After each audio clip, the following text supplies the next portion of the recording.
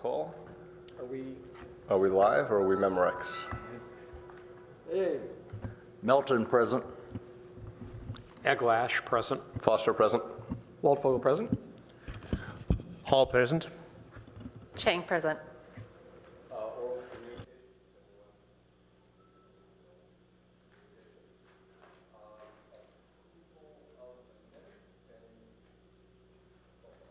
I'm not on. Approval of the minutes. Any comments? I move we approve the minutes as is. Second. All in favor? Aye. Opposed? Okay, carries unanimously. So, Mr. Chair, may I point out that from the point on page 8, middle of page 8, where it begins with the word water utility, for that portion remaining on the minutes, I abstain from that particular part in terms of approval. Okay. So noted. Okay, next up is agenda review and revisions. And Garth, this is, you're going to step out of a portion of number 1, but we're not revising anything. Is that right? That's correct. Okay, just want to get so I think what we've done is we've really tried to organize this so all the water, strategic issue items around water are all lumped together very clearly to make it easier for you. Okay. So there are, hold on a second, I'm just looking at my notes on Commissioner Hall's, what he is going to do, but we'll come to that later. Okay, so that's agenda review and revisions. Reports from commissioner meetings and events. Anyone got anything? Okay, moving on to Director of Utilities report. Thank you very much, Chair Foster. Valerie Fong, Utilities Director. I have a few things to report. On the community solar program, we got a lot of feedback from the UAC at the December 2014 meeting. We continue to work on an in-depth risk assessment concurrently with the negotiation of the program agreements. Given that any identified risks could only be effectively mitigated through specific measures incorporated into the program agreements, the risk assessment and negotiations are interdependent, and we'll be completing them in concert with each other. We will complete the risk assessment once the program agreements are in substantial form, and we are currently targeting returning to the UAC in June 2015 with a new recommendation on the community solar program. On the marketing front, we entered into a one-year partnership with the Palo Alto Medical Foundation to support PAMF's Link Ages Time Bank program. The program matches Palo Alto residents, especially senior citizens who are interested in receiving energy efficiency and waste reduction services, with volunteers who can provide these services. The city will coordinate quarterly training for volunteers and help publicize the program. There's no money involved with this agreement, and you can look for information on the program in your March utility bill inserts. I know you all look at them. City facilities will be subscribing to the Palo Alto Green Gas Program to offset 100% of the greenhouse gas emissions associated with the facility's natural gas use. This will reduce the greenhouse gas emissions related to municipal operations by about 25%. Since mid-February, about 800 customers have signed up for the Palo Alto Green Gas Program, and they include the Mitchell Park Library, the International School of the Peninsula, and Pete Moffitt Construction. I think the last three actually signed up for 100% of their needs. Other commercial customers can sign up for not the whole amount. On the communication front, we scored top marks for customer satisfaction in a nationwide survey conducted by leading utility energy efficiency research group eSource. CPAU ranked number 3 for large business customer satisfaction. This is the 4th year in a row that we finished in the top 3 ranking. Large business customers were particularly pleased with their account representatives' effective communication skills and customer service. On the new solar front, developers of the Hayworth Solar Farm, 8-Minute Energy, and S-Power announced in February that construction began on the project in Kern County, and it will be fully operational later this summer. The Hayworth project is one of 5 large-scale solar projects that we've entered into a power purchase agreement with to supply almost a third of our electricity needs. Hayworth will provide about 6% of the city's total electric supplies and will add to Palo Alto's existing carbon-neutral energy portfolio. I believe Chair Foster was there for the Mayor's Green Leader Business Awards. The Mayor Karen Holman honored 4 businesses with the Mayor's Green Leader Business Award for their leadership in energy-efficient building management. Of course, Councilmember Scharf was also there. Palo Alto businesses that benchmark. Were you there? You might have missed that particular meeting. Sorry. Palo Alto businesses that benchmark building energy consumption through EPA's Portfolio Manager and receive a high Energy Star rating are eligible for an award. For the past 12 months, 6 buildings totaling over 500,000 square feet of office space qualified for the award. We recently launched a commercial benchmarking pilot program with Green Tracks. In February, we announced our multi-year agreement with Green Tracks to provide energy and sustainability benchmarking services for our customers, including our city facilities. Participating businesses will receive free services from the city to assist in their benchmarking efforts and earn Energy Star ratings. Concluding the pilot program, we will use the information to identify and measure the performance of a portfolio of energy efficiency projects within the city. And just so you're aware, we have a number of outreach events and workshops. Arbor Day Festival, March 8th. We will be at this event with a table in partnership with the city's Urban Forestry Division of the Public Works Department and nonprofit Canopy. And this is kind of Earth Month. We have a number of Earth Month events. We're collaborating with other city departments to promote environmental education workshops, events, and activities, all leading to the actual Earth Day, which is April 22. This month, residents and businesses will receive a bill insert listing a number of the events available in the city on or around Earth Day. And you can go to the cityofpaloalto.org/workshops website to find out more. And then just on an organizational note, wanted to let you know we've made a few changes. Those of you who remember Tom Marshall, our engineering assistant director, and Dean Batchelor, who is in the audience here, our operations assistant director, they're temporarily swapping jobs until the end of the year. And that is to for each of them to be able to understand what the engineering or the operations organization does that they aren't normally in. And the goal is to be able to identify and suggest efficiency improvements between the two organizations. And Jane Ratchey has agreed to incorporate the utilities marketing services team into the resource management team. The utility marketing services team manages our rebate, efficiency, and green programs, and it formerly reported to Tom Ozen. We're making this change to ensure a comprehensive portfolio approach to our resource portfolio. And then today I sent out an announcement to the department. Davian has accepted the position of Utilities Strategic Business Manager. He'll start in his new role on March 7th. He will have oversight over the utilities budget, our IT strategy efforts, our fiber optics policy development, and succession planning and workforce development. And he will also be the point person on the internal performance audits that we go through. That concludes my report. Thank you very much. Thank you very much. I have a number of comments and on that, and others may as well. And I'll go more or less in order. First of all, on a smaller point, but I think significant, you mentioned the insert in the bill, and as you know, Val, the very first thing I do when I come home is look at my utility bill.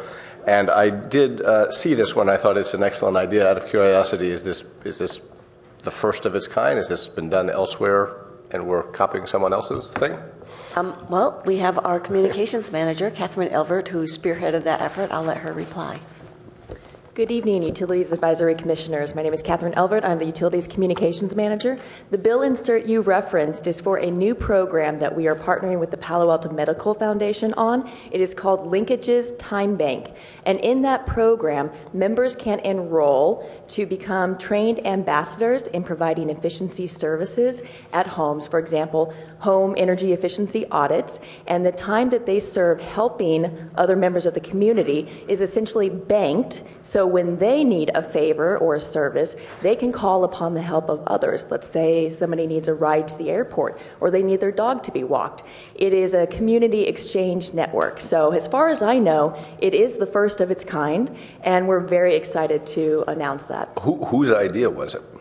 Actually, somebody from the Palo Alto Medical Foundation. So one of the innovative entrepreneurs there thought that it'd be a great idea, particularly in light of a surge in aging baby boomers.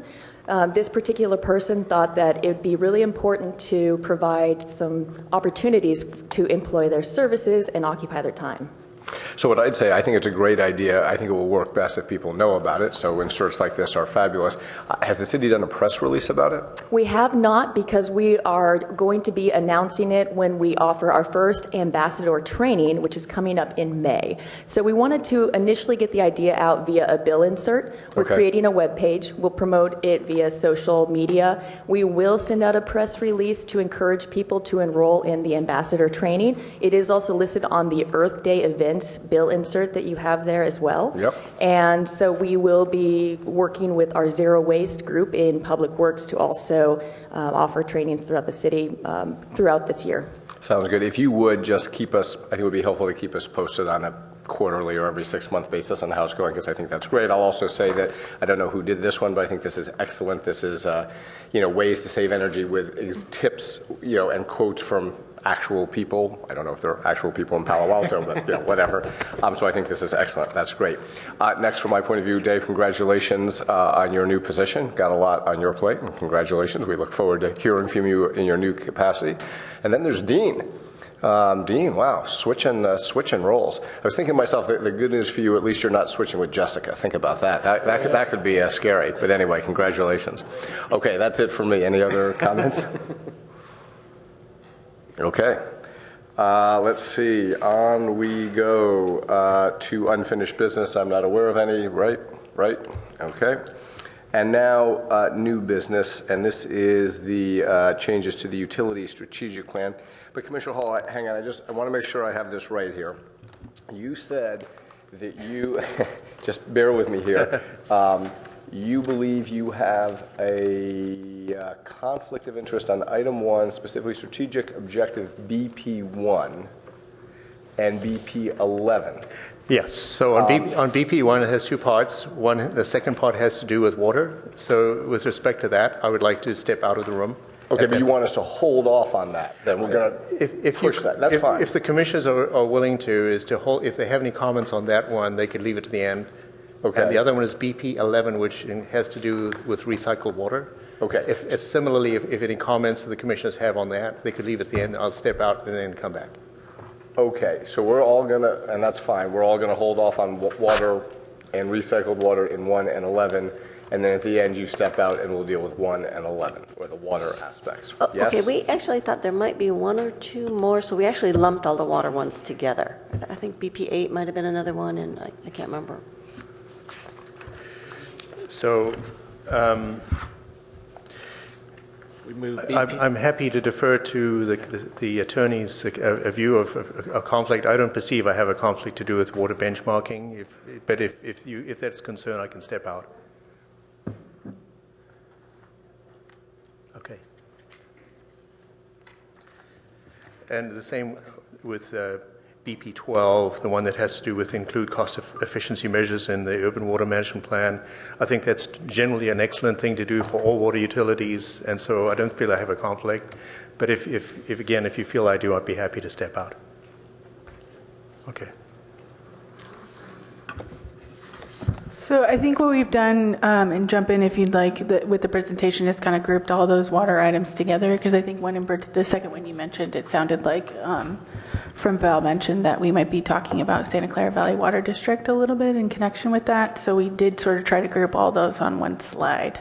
So I don't know to what extent you might be amenable to just kind of continuing with our existing policy, kind of keeping all water-related things. All right. Okay. That's all right. fine. Thank you for being so accommodating and always spotting conflicts. I appreciate it. Thank you. Okay, so I think we're good to go. Good evening, Commissioners and Council Member. Oh, Dave Yun, Senior Management Analyst. Still. All right. So before I begin with the changes, I'm going to give you a quick update on some of the performance, how we've done in the past 6 months. So far we've met 20 of our performance measures. Unfortunately, we're not able to report out on 5 of them because they're more meaningful as an annual measure. And there are 5 specific performance measures that we were not able to meet. So instead of going through all 30 of these measures, I'm just going to talk a little bit about the 5 that we haven't met. First, in front of you is an at place memo. We had some printing problem, so there were some pages omitted in your original report. I think there were 4 pages missing. Sorry about that. Yeah. So that's what this is. This is the missing pages. Right. Thank you. So for the first one that we haven't met was the strategic initiatives. Our goal is to meet 100% of our initiatives. So far, we've completed about 13 of the 18 initiatives we've identified. Some of them are ongoing, such as development of a second transmission line, updating or creating an IT strategic plan, and doing some bill redesign and improving our payment functionality on our bills. The next one is the employee satisfaction. Recently, we conducted an employee survey, and unfortunately, our scores went down. We went from 72% last year to 62% this year. And the reasons, the things that were cited for improvement were communication between the departments and also amongst the divisions, which is why we're making some of these organizational changes. And also because of compensation and some technology needs, such as mobile devices, billing system, and so forth. And in the survey, the next one was the IT service needs. So like I said in the survey, they wanted more mobile devices, better connectivity in the field, tablets, and just more hardware and software upgrades. The fixed recovered charges, we're almost done with that one. We've completed cost of service studies for gas, water, and wastewater. We're planning on doing one for the electric utility this year. And finally is the service restoration. Our goal is try to restore within 90 minutes, but unfortunately this last period, the average time was 114 minutes. And the reason for the delay was because of some of those outages were due to faulty transformers, and that requires significantly more time to restore because we had to dispatch a full crew and find the transformer and transport it. Do you guys have any questions on any of these before I move forward on any of the performance metrics? I was wondering if you could say a few more words on the employee satisfaction. Okay. So there's about 50% response rate, so about 110 employees. Overall, like I said, the satisfaction scores weren't as high as the previous years, and it was slightly lower than our baseline, which is what we try and measure ourselves against. It's been daunting, I guess, in a way, because a lot of people don't like taking some of these surveys just because they don't think they're going to get response, which isn't true. We try to address some of the things that we can, such as training and technologies. We do work constantly with IT and HR and so forth. So we try to encourage them to give us their feedback. I guess I was particularly curious about 2 things given your earlier comments. One was I was curious to know what those percentages were that you referred to, because aside from the fact that the employee satisfaction went down, both percentages sounded to be relatively low numbers, 60-something percent, 70-something percent. And so I was curious to know what those numbers represent. Why don't you respond to that before I ask the second question, because the questions are unrelated. Sure. So the satisfaction score is based on if you're fully highly satisfied or semi-satisfied. We didn't include the neutral ratings. So if we were to include those, we're probably closer to like 85%. So then there was dissatisfied and somewhat dissatisfied. So we rated based on the 2 highest satisfaction rating. So 60-something percent, 70-something percent doesn't sound like a very high percentage of people to be somewhat or highly satisfied. I guess I would have perhaps naively expected that percentages for that would be up around 80 or 90%. So if we factor in the neutral, people who were neither satisfied or dissatisfied, the numbers would be closer to the 80%. But I think a lot of the satisfaction was based on compensation and benefits. So those are things we don't have too much control of. It's more of a citywide policy. Which maybe leads to my second question. As I'm sure you know, one of the best practices and truisms associated with employee satisfaction surveys is that if you're going to ask, you want to be prepared to do something with the information. And of course, you address that in your second set of comments. But if there's some validity to my reaction that the absolute numbers seem low, I do wonder if maybe more follow-up might be appropriate, maybe with additional help from some of the city's HR experts or others. And so while I didn't imagine I was going to be sitting here tonight talking about employee satisfaction, since you brought it up and since the numbers strike me as low, I guess I'd be curious to know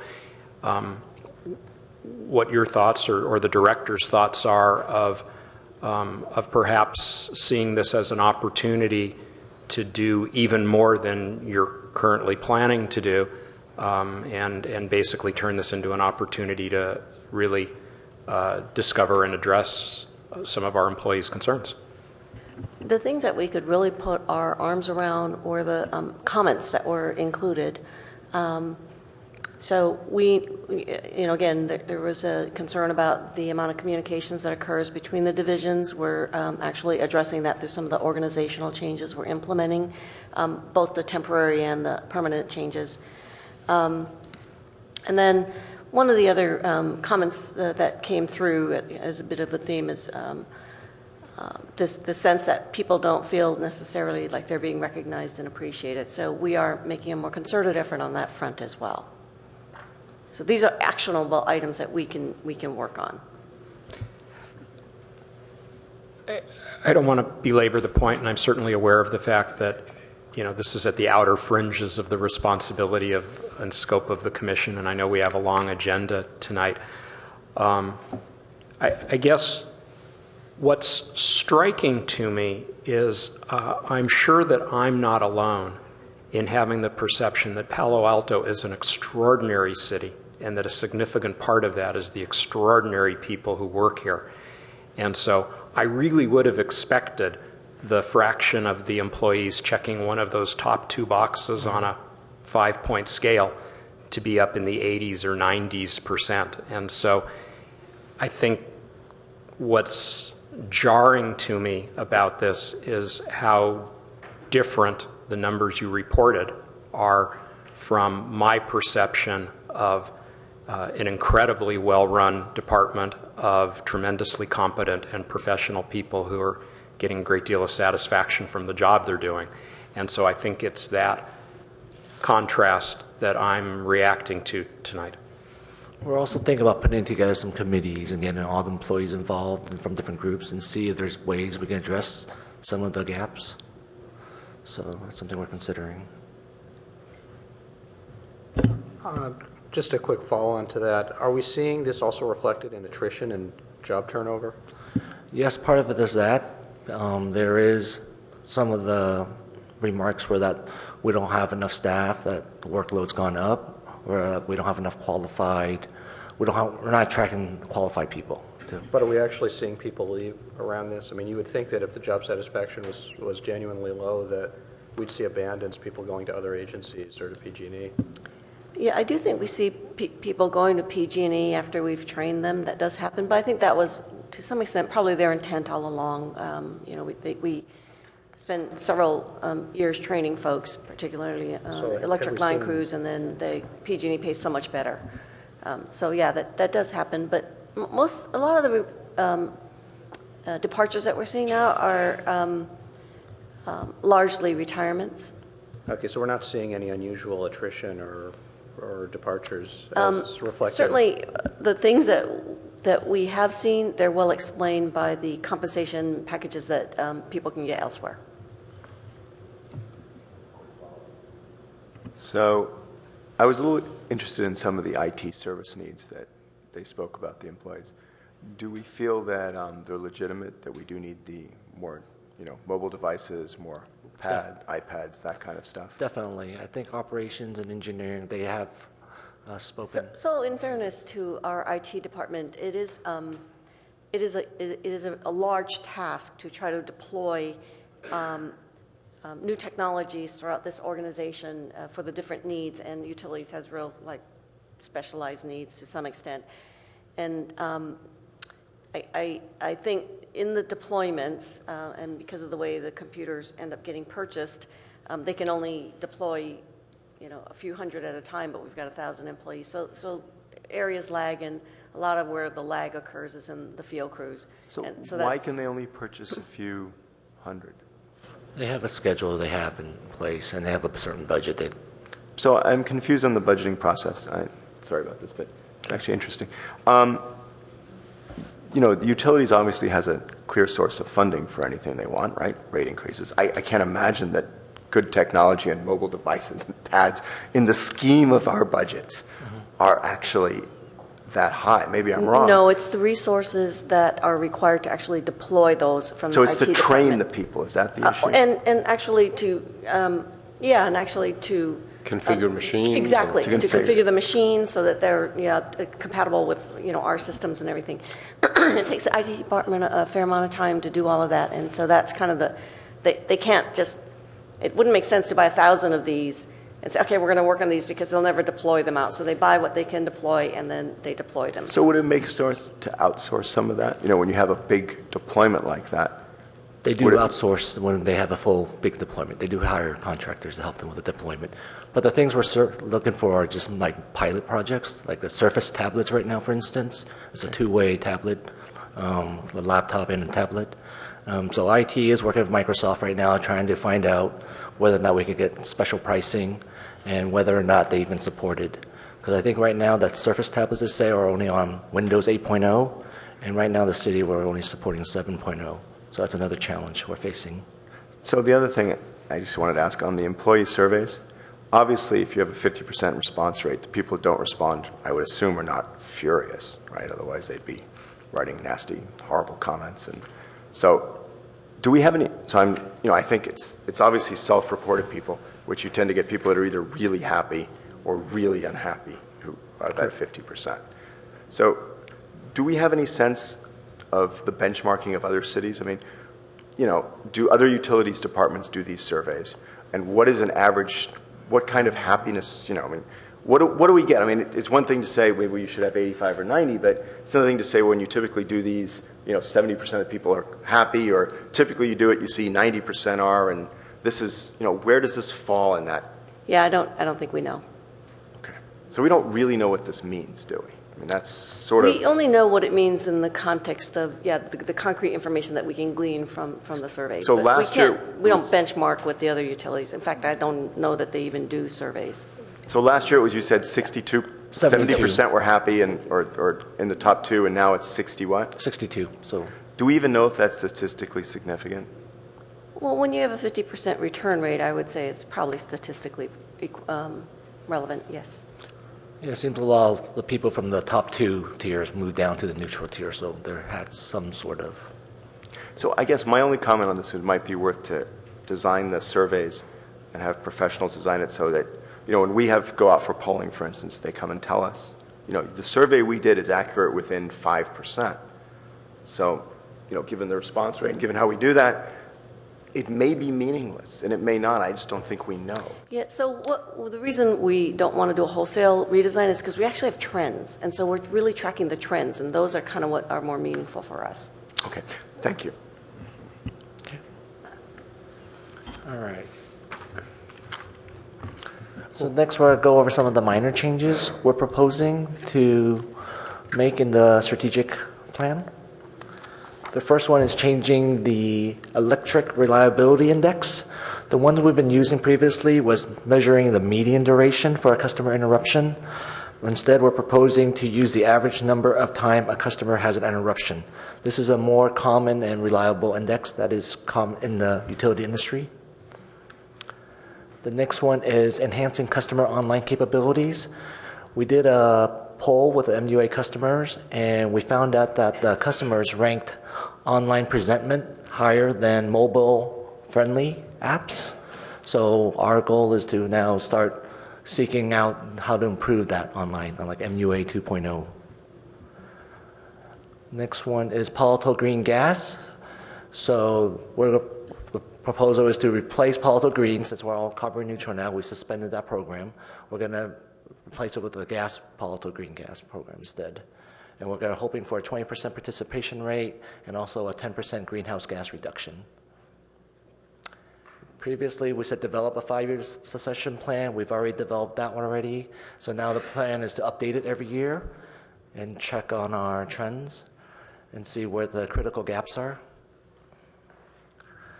The next one is developing a utility-specific IT strategic plan.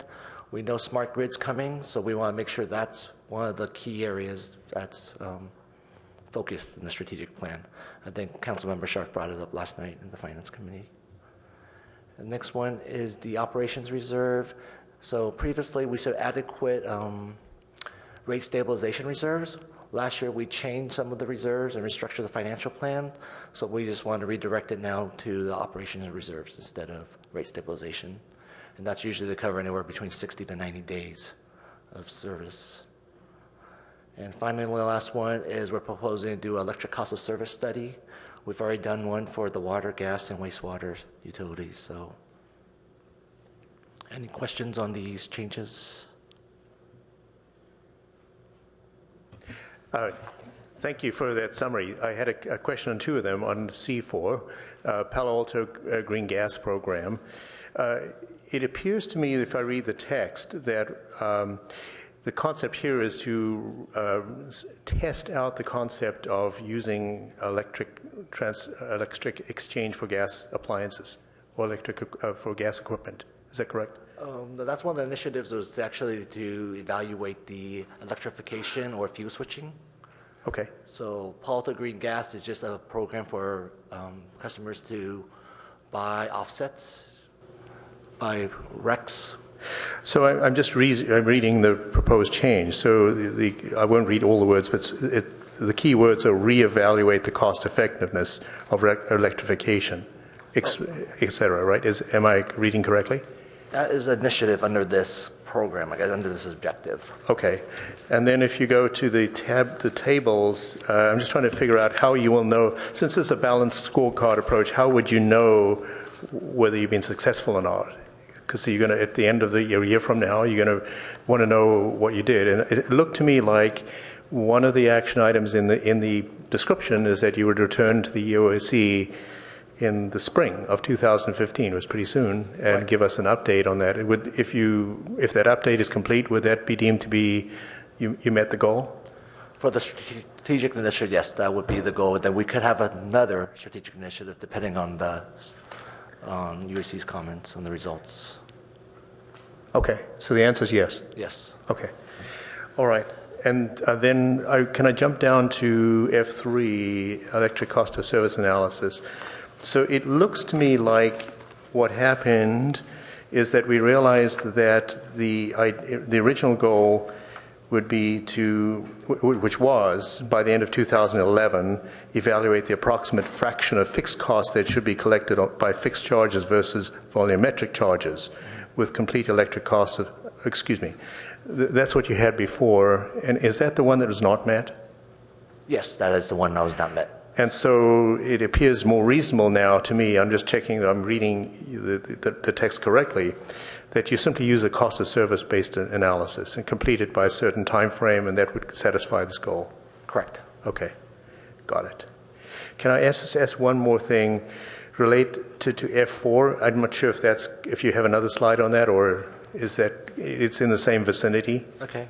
I don't have a So that seemed to be the case where you had a rate of a fair return to the city, and I think that it has to do with the transfer of funds from the utility into the general fund of the city, and that's deleted as a goal.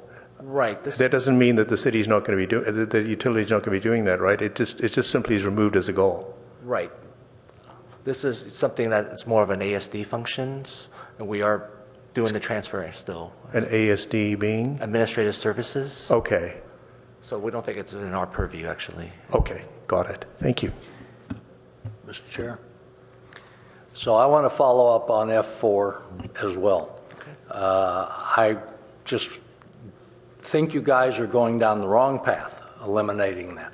I object. F4 is a strong management measurement, and I agree with you that it doesn't need to be updated, it doesn't need to be changed, but it does need to be measured every year. And it has to be measured from the utility, and I know ASD takes care of this, but it comes out of the electric and gas reserves. And if any year you guys don't plan well enough to have enough in the reserves to cover the transfer, you're in deep trouble. And so I think that is an important measurable, a very important measurable. So I'm just going to interrupt just briefly. We might not want to belabor this point too much, so maybe I'll yield the floor to our city attorney, Jessica Mullen. I'm sorry, I'm not hearing you. I'm going to, I interrupted you on purpose. I'm going to ask, just see if Jessica can provide shed any additional thoughts on the removal. So I think that both the commissioners are correct that this wouldn't change the existing current practice, which is that we have this sort of equity transfer from the enterprise funds into the general fund in place. It's the same exact formula that we've used since 2009, I believe. And so the recommendation that's in the report is to simply eliminate it from the strategic objectives here, because utilities practices and kind of the general fund practices, nothing ever changes year to year from this. It's exactly the same as it was in 2009 as it will be today, and that's also by design in terms of how we sort of set up this equity transfer mechanism from the very beginning in light of sort of the best way to structure it, and then also kind of recent case law, including the recent Reading decision that was issued. So we structured it very carefully so that doesn't change year to year. Adjustments aren't made on the enterprise fund side as far as how we treat that mechanism or change it. It's just truly a very static measure, and so we thought maybe it best to eliminate it from this report. I don't agree. And are you saying that, in essence, that this change is not a substantive change, in essence? You're eliminating language that you think is not really necessary. That's correct. And Commissioner Melton, you don't agree? I don't agree that I think it is a very important measurable for the department to ensure that the funds are in every year are in the reserves to cover that transfer. And even though the formula doesn't change, and I have no reason to believe it needs to change or ought to change, it is still a strategic objective of the department to make that transfer possible. And so it's a strategic objective. I'm going to interject for a sec. The objective that has been proposed to be removed from the utility strategic plan says CPA provides an equity transfer to the City of Palo Alto's general fund, which provides a return on the city's original investment in the utilities and reflects the city's ultimate responsibility for utility operations. Council approved the current equity transfer method in May 2009. The equity transfer is used by the general fund is determined by the city council and supports activities such as fire, et cetera, et cetera. And so just to clarify again, you're saying nothing is going to change, even though we're striking this, or even though or the utility department's proposing to change this language, or strike the language. If I could just say, there is a, go ahead. Sorry, Jessica Mullen, City Attorney's Office, and I appreciate the opportunity to clarify. There's no substantive change in terms of the city's practices that would occur by virtue of removing this language. There's no discretionary aspect. It's important to really say from a legal standpoint on the record here, there's no discretionary aspect to the equity transfer the way that we've structured it here in Palo Alto. It was set up in 2009. Nothing about it changes. The way that we transfer the money from the enterprise fund to the general fund is exactly as it was established in that initial time. So whether or not we retain this language or eliminate it, there's no alteration of that fundamental mechanism. Commissioner, thank you. Commissioner Wolfvogel? Thank you. Are you saying that there's a legal issue here or not? Well, in maintaining this or striking it? I don't think there's any legal issue with regards to whether or not the... Okay, so with all due respect... Okay, sorry. With all due respect, I'm not sure why Val is deferring to you, because it's not a legal question. This is a policy and strategy question.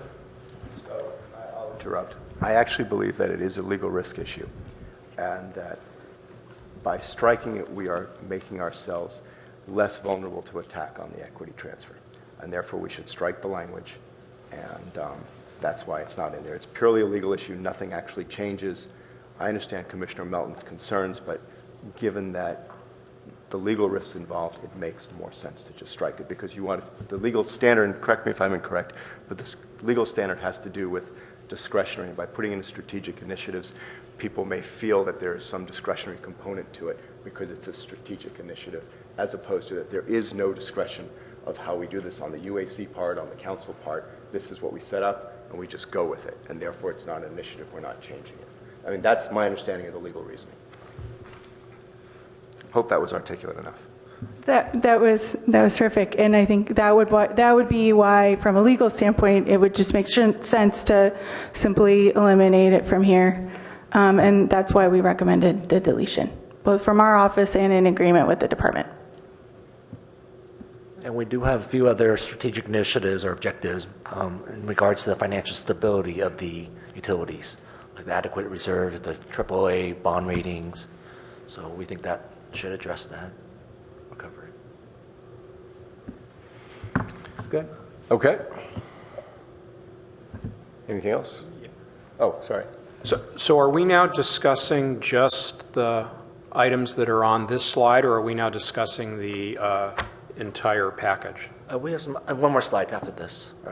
So, Dave, one more slide that you're going to present, and then we can... So maybe, right, so maybe since some of the comments I have are on your slides and some aren't, maybe rather than responding to one slide, I'll just wait till the presentation is that's finished. Fine. Okay, either way. Okay. So the next one, so these are some of the new strategic initiatives we're proposing. One of them Commissioner Hall already mentioned is about doing a cost-effective evaluation of electrification or fuel switching, moving for new construction projects mainly, and that we're going to be bringing to you in the spring of 2015. The next one is we're currently conducting a gas master infrastructure plan study. We're updating the 20-year replacement plan we have. Just basically, we're assessing the conditions of our distribution system and finding out what the correct replacement rate should be. And finally is the NCPA cost allocation study. We contract out with NCPA for power management services. So Palo Alto is allocated like 15% of the total charges of the service. So we're trying to find out if that is the most cost efficient way of doing the services, or we might look for alternative providers. So the next slide is all about water-related studies. So I don't know which ones you want to accuse yourself. Okay. Okay. Okay, so what? So let me just sort of clarify. We're going to talk about everything other than water now, right? Fine. Right. Okay, Commissioner Waldvogel. Yes, thank you. One question about the BP7 cost allocation study. I mean, over the last couple of years, we've heard a lot of discussion about increased compliance costs for running various utilities. And do we need a strategic initiative around possibly working with other agencies to share some of those compliance costs? I mean, is that an opportunity that we might want to take on in a strategic initiative? Yes, that is. Is that covered in BP7? You know, BP7 is a little bit more specific to the current cost allocation model that NCPA uses and to the services that we actually get from NCPA. It is a huge undertaking. It is very time-consuming and very contentious in working with the other NCPA members. I mean, even, you know, I get involved, Councilmember Scharf gets involved. So, you know, in terms of additional opportunities to partner with other agencies, that's always there. I don't know that we can identify it as a strategic initiative, but I don't know that we have the capacity to deal with even more on that front. But we do. When the opportunities arise, we do look at them. Well, I just wonder, because we've added headcount in the last couple of years for compliance, and it seems like it would be sensible to allocate some of that headcount to strategic initiatives around possible cost sharing, you know. NCPA has had some discussions around that. We find it a little bit difficult. In fact, we've benefited from certainly some of the electric compliance activities that we've all had to undertake.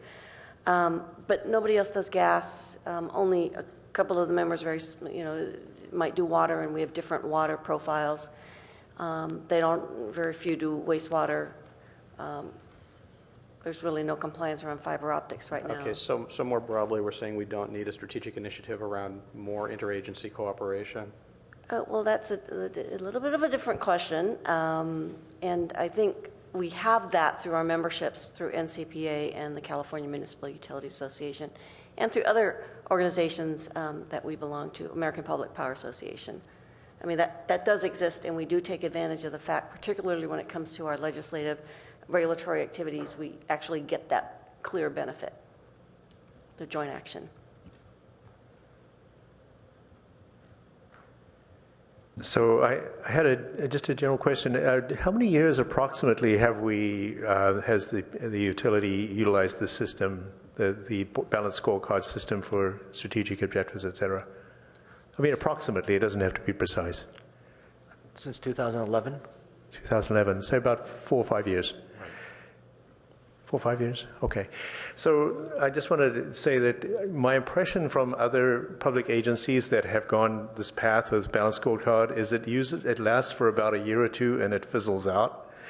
And you can speculate as to why, but I wanted to compliment you for sticking the course. I think it is a very useful tool, and it is a reflection on how you're doing, and it, even though it takes work and sometimes has these awkward times when you realize you haven't met a goal, but I think the practice you have right now of calling out the things that you didn't meet, I think is extremely healthy. I want to compliment you that for you. Having said that, there's always a little thing, and that is, if you wanted to try to tighten up a little bit, as I read it through it, there's quite a number of the objectives that really don't say a date or are not too specific about what you'll accomplish. Mm-hmm. And I think it wouldn't take much more work from where you are right now just to tighten that up so it's very clear what you're talking about.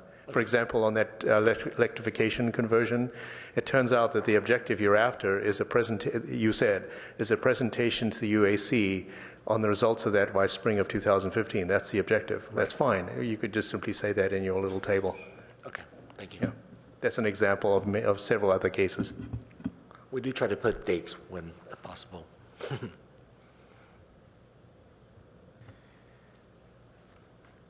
So I wanted to comment first on C4, which we've mentioned a couple times tonight. That's the item that says reevaluate the cost effectiveness of electrification. I believe, following up on the comment that we just heard from my fellow commissioner, the idea here is to evaluate. You're not trying to presume what the answer is. Correct. And so you're not trying to establish a strategic goal of greater or lesser electrification. No. Instead, the goal is to evaluate. Right, and just do a study.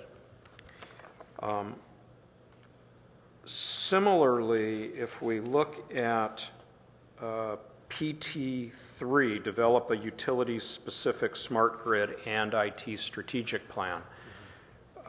My understanding is that the spirit there is similar. You're not trying to write a metric that says we're committed to doing smart grid at any particular time or at any particular rate of penetration. You're saying we need a plan, and the plan will be discussed in terms of all of its costs and merits. Correct. So I also want to compliment you on that approach for both of those goals. I think those are both goals where it is really important that we have a full discussion, led of course by utility staff, of the merits and costs before we jump in and start moving down the road of making commitments that we haven't yet fully understood, evaluated, and considered the implications of. So I want to compliment you on both of those. Okay, we'll definitely bring these items forth to UAC before. I guess I also want to say, I think the strategic plan really matters. One of the things that I've learned in several years of working with the Commission and working with all of you is that this is not at all an academic or irrelevant document. This is a document that in fact guides a lot of the things that utilities does, and I think you're seeing that in all of us taking this very seriously, and we appreciate how seriously you and your colleagues take it. The last one I wanted to talk about was PT1, which is getting back to the question of the employee satisfaction survey. And in light of our earlier discussion, I wonder if you would consider changing the goal and benchmark there to be more in the spirit of continuous quality improvement. I very much liked yours and the director's comment that if nothing else, we're able to see trends, because if nothing else, we're using the same survey year after year, and so whether or not the absolute numbers are significant, as the council member pointed out, and how those absolute numbers might compare to other cities, that's hard to know.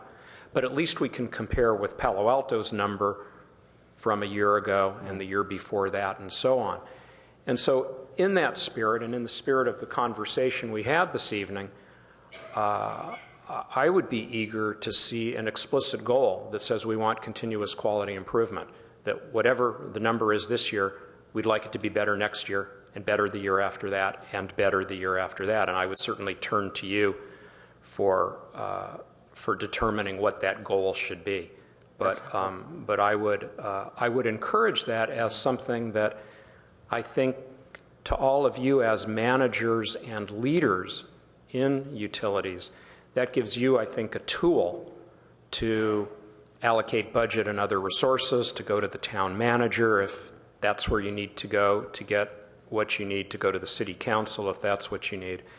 And it seems to me that what I'm proposing here gives you a tool that can perhaps help you to do your job even more effectively. So the target that we identified for that PT1, that particular objective, is improvement from baseline level. So I think. So I took that to mean. So you don't like it that we're locked into the baseline level. We should actually do ongoing. Right. I took that to mean that the goal is to be better than a fixed baseline. And so what I'm proposing is basically that the baseline increments year by year is what I'm proposing. I'm okay with that. Okay.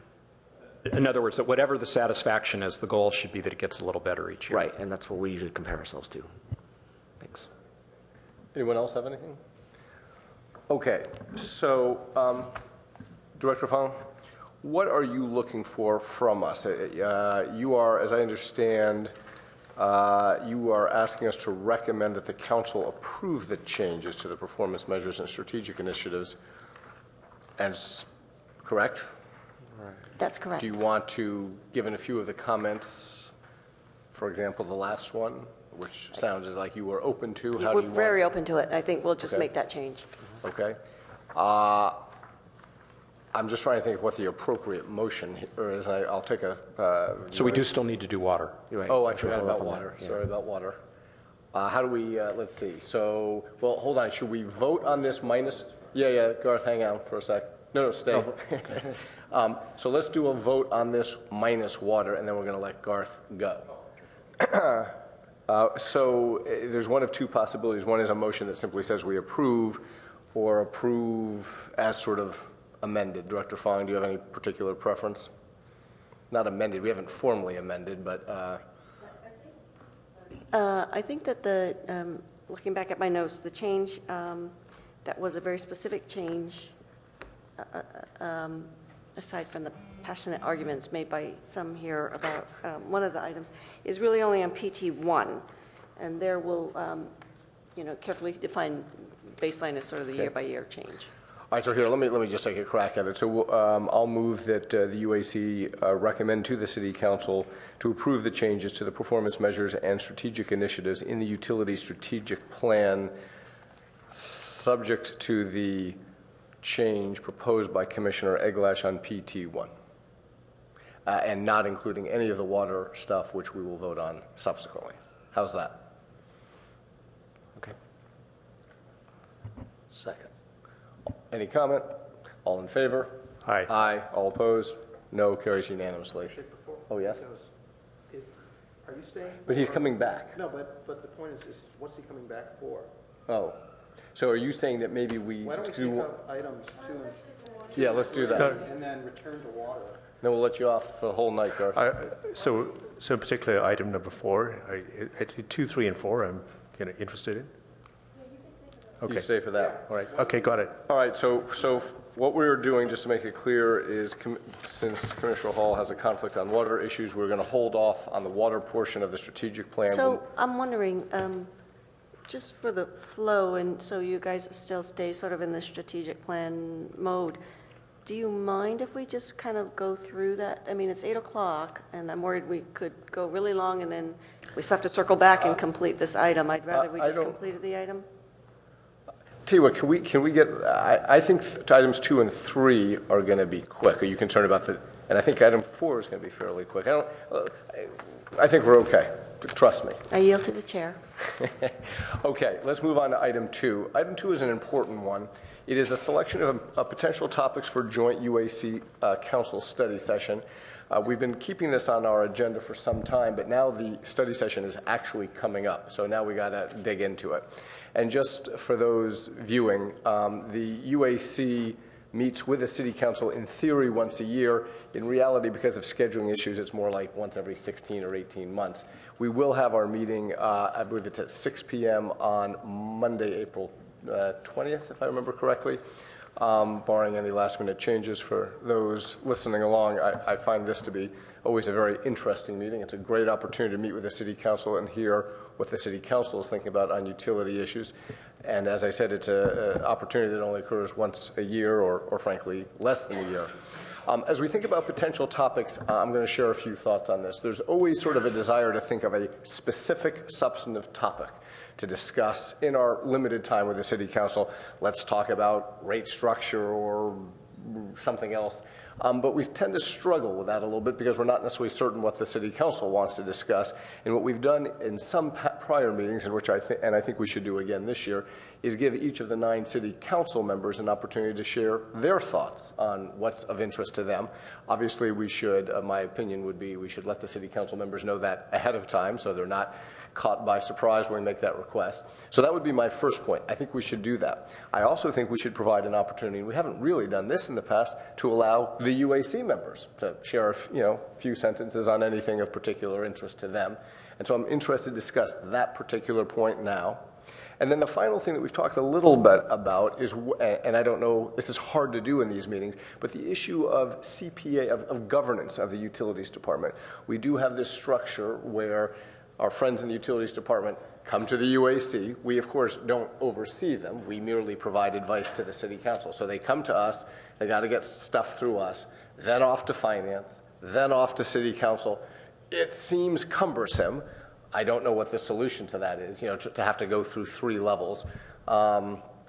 And so that's something we could, in theory, discuss with the city council. I don't have a brilliant solution to it, but it's something we could discuss. So I'm just curious as to everyone's thoughts on that, ranging from any... Are you suggesting we do away with the UAC?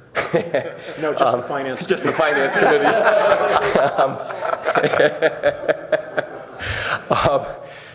But you know, and it's funny because one idea was, okay, let's say something comes out of UAC and then is then approved unanimously, let's say by finance. Could we be done with it? But I think the input from the city attorney's office was no, because finance can't actually approve anything. Am I remembering that correct? But wait, it goes on consent. If all four members of the finance committee approve it, it goes on consent, so it doesn't take any It's kind of a extra time. non-issue. Well, but don't we have to wait another month or something like that for that to actually occur? Well, it's really up to staff when they put it on consent. I mean, it depends if they need to write a new staff report or what they need to do. Okay. Well, in any event, these are things, we can discuss this or not. So four things that I'm throwing out. Anything we can discuss right now. Any specific topics people want to discuss? Anything about the idea of UAC members speaking up, city council members speaking up, and then finally the governance issue. Any comments on any of this? Asher? Yeah, just one thought on this, on the governance issue, is we might want to go around and look at other public agencies and see if we're following a best practice or not on governance. I have not surveyed this, but I think that SMUD has a different governance structure. I think that they have a board governance structure. It may or may not apply to an agency like this, but I think if we were to look around NCPA, we might see a variety of structures in place, and there might be some sense of what works well and what doesn't. Okay, if anyone has comments, again, I suppose from a Brown Act perspective, you can't talk to me about them. I mean, I could talk to one person or two people, but it should be done now. What's going to end up happening is the vice chair, Asher, and I will meet with the mayor and vice mayor to discuss this at some point prior to the meeting. So the bottom line is we will nail this down one way or the other. So I'm going to trust that you're all fine with whatever we come up with. Okay. Anything else? That's it on item number 2. That now takes us to item number 3, selection of potential topics for discussion at future UAC meetings. And we, of course, discuss this every time. If you refer to the minutes of the last meeting, we discussed adding fiber onto our agenda, which we have not discussed in a really substantive way in some time. And as I look at the rolling calendar, we now do have fiber on the agenda, and when I say fiber, I mean fiber to the premises for the April meeting. Val, you had mentioned that the city CIO had addressed us on this topic at whenever it was in the past. Who's going to lead the presentation on this time around? It'll be Jonathan Reichenthal again. Excellent. Well, I just thought I'd raise the question. Do you guys also want to hear about the Wi-Fi plan? Yes, I think it shouldn't be just fiber to the premise. I think you should get the whole kit and caboodle. I would if I was. Yeah, I think Sounds that's the intent. It was to be able to give feedback on the 2 outstanding RFPs. Got it. Sounds before good. it all closes. In addition, at the last meeting, Commissioner Eglash mentioned that fracking has become an issue of interest, and he recommended a study session bringing in outside experts. Director Fong, I think you said the staff is looking into the idea of conducting study sessions on topics of interest. And quick update on that one? I think staff has to get going on it, and we've had one brainstorm session, and sorry, but we've been That's fine. deflected. Just to help us keep track of it, Val, would you sort of add this somewhere or other down on the bottom here? We can do that. Okay, sounds good. And then, Val, on the to be scheduled, anything you want to comment on the to be scheduled down here? No. Long-term direction for utilities, use of LCFS revenues, just all things that are coming attractions that will be scheduled at some point? Yeah, when the timing, there's new things to talk about for LCFS revenues or whatnot, we'll bring it back. Right now, we don't know what the timing is, but we put those down there as placeholders to remind ourselves. That works for me, and I think that was all I had on the topic of future UAC agenda items. Anyone else have anything they want to add to that? Okay, that takes us to topic number 4. By the way, the current time is 8:08 p.m. We are only 8 minutes behind schedule, which is remarkable. Oh, that's a good point. We haven't finished item 1. Shoot, Val, I was feeling so good, and you just brought me down. Okay, overview of wastewater treatment plan, long-term facilities plan. And I certainly hope we're not going to read through all those documents stacked there, because that's... So I just want to really thank Jamie Allen, our Regional Water Quality Control Plant Manager, for making the time. You all asked that he come forward last time when we met, so that you could better understand impacts to the wastewater treatment, to our wastewater collection fund as it flows through some of the costs from the wastewater control plant. Maybe I can just underscore the director's comments. Thank you so much for being here. I also had the privilege of attending the Finance Committee meeting last night, and they had many of the same questions we had at our meeting 1 month earlier, and so it was a great pleasure and made us look good for the director to be able to say that you were going to be here tonight. So thank you very much. And if I could just say, this is Councilmember Scharf's third night meeting, but I think he was very interested in what you might have to say here. So thank you for being here. All right. My name is Jamie Allen, manager of the city's wastewater treatment plant. Good evening, council members and commissioners. I'm going to go over an overview of the city's long-range facilities plan, which Carollo engineers completed in October 2012, and the city council accepted in July 2012. I'm going to talk about why we plan, some background, give you an update on our major projects, including our biosolids project, and talk about a potential regulatory action on nitrogen. The plant facilities are very old and past their design life. The facility runs 24/7, which makes capital improvement both complicated and very expensive. I'm going to talk about the future regulatory action, especially nitrogen. We did this plan to confirm the adequacy of the plant's facilities capacity, and on that front they're in very good shape, except potentially the outfall. In certain conditions it may not have adequate capacity for peak flows. We looked at ways to optimize projects when we replace facilities and upgrade them. Most of the projects are to replace aging facilities, so with rehabilitation there may be some marginal savings in operating costs, but most of it is just replacement and rehab. And we did the plan to lay out a roadmap and project sequencing and look at the site we have. It's a very tight site. We serve 6 agencies: Los Altos Hills, Mountain View, Palo Alto, Stanford, and East Palo Alto Sanitary District, a couple 100,000 people. The plant's at the end of Embarcadero Road, surrounded by a business park, the airport, Baylands, Bixby Park, closed landfill. This is a bird's eye view of the plant. It's 25 acres. It has a lot of industrial machinery, tanks, pumps, equipment, that sort of thing. When we did site planning, we looked at all of our existing equipment and where we had open space, where we could put new facilities with a 50-year planning horizon. It was a pretty long-term plan. This is constantly evolving. We'll probably have to update it every so often. Some more background on our partners. Every agency is set up a little bit differently, and Palo Alto is no exception.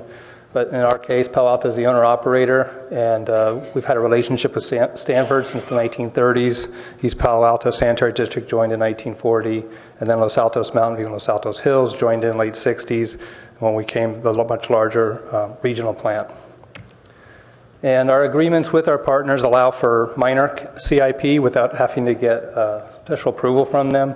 That's about $2.8 million a year right now. It's adjusted by inflation index and agreements.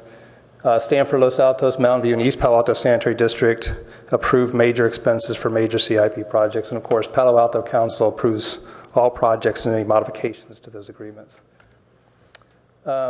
Moving on to the major projects, the key project was the biosolids project that came out of this long-range plan and a follow-up biosolids facilities plan.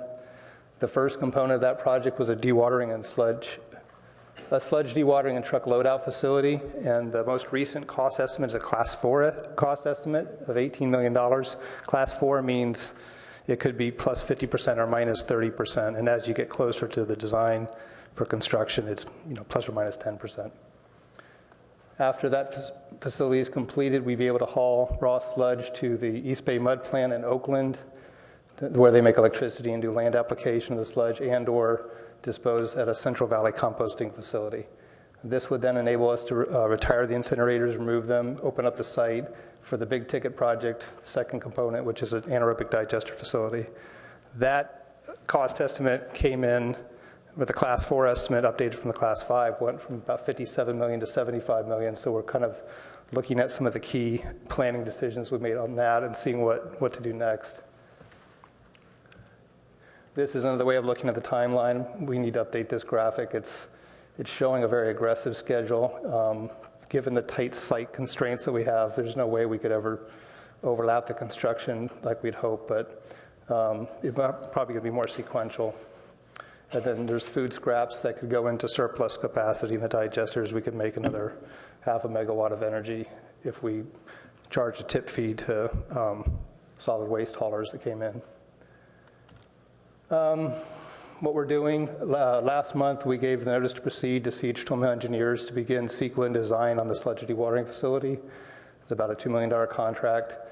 And our program manager, RMC Water and Environment, is applying for an $18 million state loan, low interest rate. Hope to get that application in next couple weeks. And on the anaerobic digesters, we're finishing the 10% preliminary design and that cost estimate I mentioned. And Phil Bobo and I my supervisors, Phil and I have been working with our regional partners to discuss their interest in sending food scraps to the anaerobic digesters. And there hasn't been a huge amount of interest, but doesn't mean that they don't care about what to do with their food scraps. It's just there's a lot of options out there. There's the dry anaerobic digestion facility in San Jose, which makes electricity. That's adjacent to the San Jose wastewater plant. There's opportunities to turn food scraps into animal feed. And of course, there's always composting, which is typically the lowest cost option. These are the major projects. I'm not going to read them all out, but the biosolids are there. Those are the class 4 estimates, and the others are class 5 down below. As you can see, $222 million over the next 15, 20 years, with 38% picked up by Palo Alto sewer funds to $78 million. That's the principal. And so the latest interest rate from the state is 1.5%. It's very low. And they changed their terms. They were requiring 20-year terms. Now they allow a 30-year term, which a lot of agencies had asked for. The low interest rate, they calculated 38.5% grant equivalent compared to getting like a water revenue bond. So it's definitely the financing mechanism we're pursuing for these projects. And our program manager is working on getting planning loans for these projects, except for the biosolids when they're getting a construction loan. So this is the annual debt payment based on that 1.5% 30-year term, and for the sewer fund, it's estimated at $3.3 million. Like I say, estimate. This is a class 4 and class 5 estimates. Other treatment plants are doing major capital improvements as well to deal with their aging facilities. Redwood City, $151 million over 10 years. Sunnyvale, $225 million over 10 years. San Jose plant, which is 5 times larger than us, is $1.8 billion over the next 30 years. These are the primary tanks in the foreground. In the background is the secondary reactors. They're 20 feet of plastic media.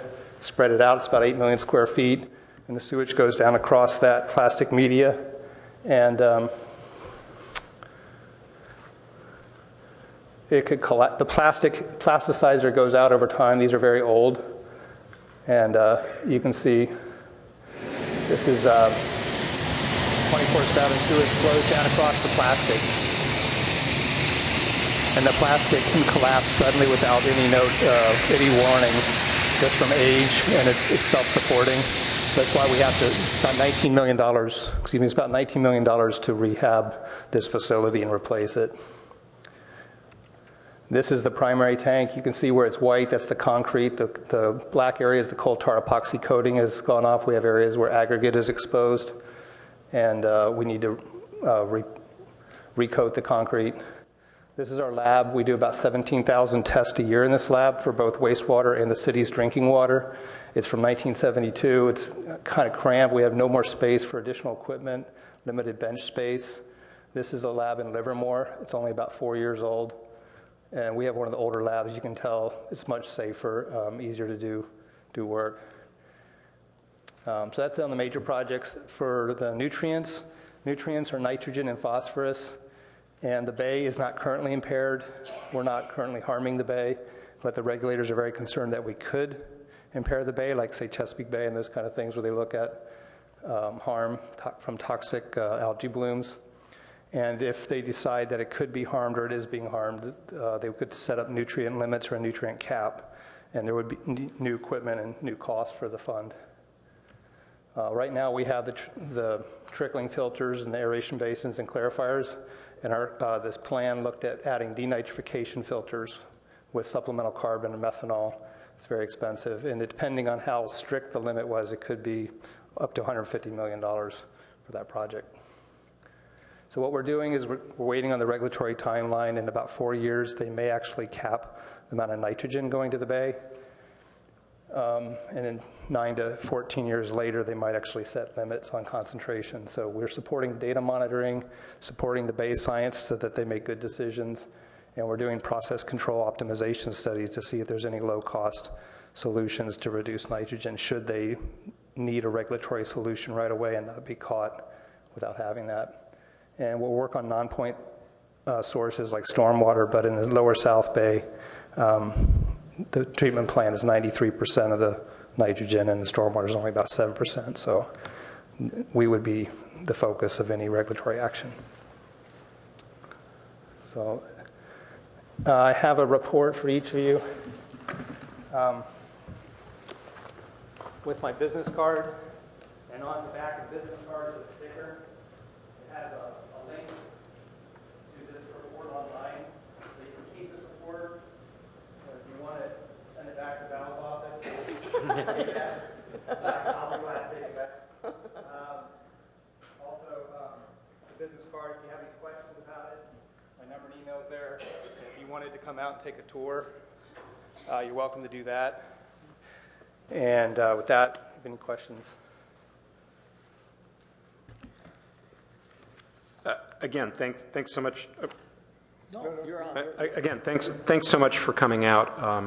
I'm sure I'm not the only one who's just fascinated by wastewater treatment, and I'm not sure why it's so fascinating, but I think it is to many of us.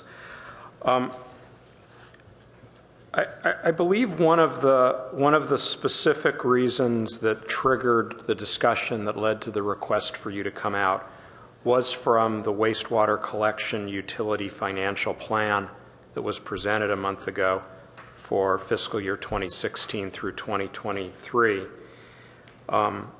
It's a little hard for me to see in my black and white copy, but as I recall, one of the issues was that the operations costs, as shown there during that time period, are increasing dramatically. So could you address specifically for us, if that's in fact correct, why are the operations costs forecast to increase so dramatically?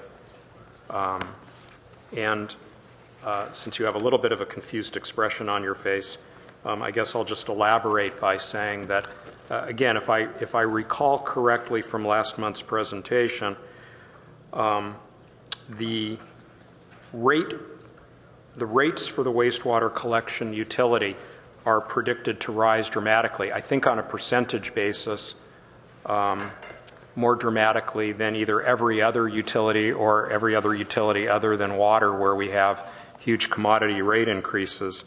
And I believe in response to our questions, we were told that those really dramatic percentage increases in the wastewater collection utility rate are driven by dramatic increases in operations costs. Just to clarify, if we miscommunicated that's our fault. The increases that we're projecting are based on projections of changes in debt service costs associated with the capital improvement projects that you've been seeing. It's probably not practical to try to put that chart up because it wasn't part of tonight's presentation. You did have it last night for finance, and you did have it for us a month ago. Any large increases in staffing, large increases in expenses or anything like that with these projects. Just the capital expense will go up and be passed through to the sewer fund. Right. So I understand that the answer that we just got is that the operations costs are not forecast to increase, that was my misunderstanding, that what's increasing dramatically over the next several years is debt service. And, okay, right. So if we can pause there for a minute. The green bars are operations and the blue bars are treatment. And just to be clear, the operations costs are associated with the collection system, not the treatment system. Treatment is the pass-through of all capital and operating costs associated with the treatment plant. It's our share of those costs. so before we dissect, thank you so much for getting this chart up quickly. That's pretty impressive. Before we spend a lot of time dissecting this chart, can we also take a look at the rate increases that we discussed a month ago? I think it might be one of the next two charts. It's on the chart. Oh, okay, from the top. Just to be clear, this is an agendized item, so I think we're okay here. It is item 5. It is item 5. Yep. Right, so that shows the percentage rate changes. Can we go a few charts further and look at the chart that shows the stacked projected rate changes? I'm sorry, can you repeat one more time what you were? I think it's 2 more slides. Can you repeat the slide, what you were looking to see? That one? Okay, I think I may have a copy of that in the backup slides. Hold on. This one? Right. So we are indeed seeing rates increasing. Say we look from 2015 to 2021, and say we look at the current forecast. We're seeing rates increasing from about 29 to about 44. So it is a significant increase. And so I think the question and discussion that, as I recall, in large part triggered the invitation to have you come out was trying to understand what the cause of that is. Can you help us remember that? Well, we're projecting 5% per year increases in treatment costs, but as you can see here, and as Eric's going to talk about when we get to item 5, this is our revenues, that red line there, are currently below our costs. So the 9% per year is not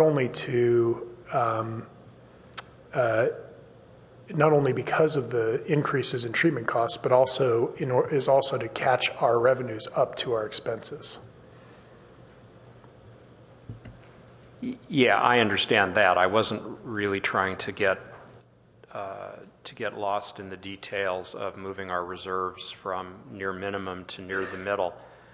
I guess it is a little bit hard for me to reconcile this chart with the chart we were looking at a minute ago, because if I look at the increase in operations and treatment together, it's increasing in 2015 from just below 15 million, maybe 14.5 million, to in 2021 about 18.5 or 19 million. So that's about a third. So it's about a 33% increase over 7 years. Significant, but maybe not huge. And maybe that is in line with the increase we're seeing in rates. Can we go back and look at that other chart for one more moment? So we're seeing rates increase, almost 40%, right?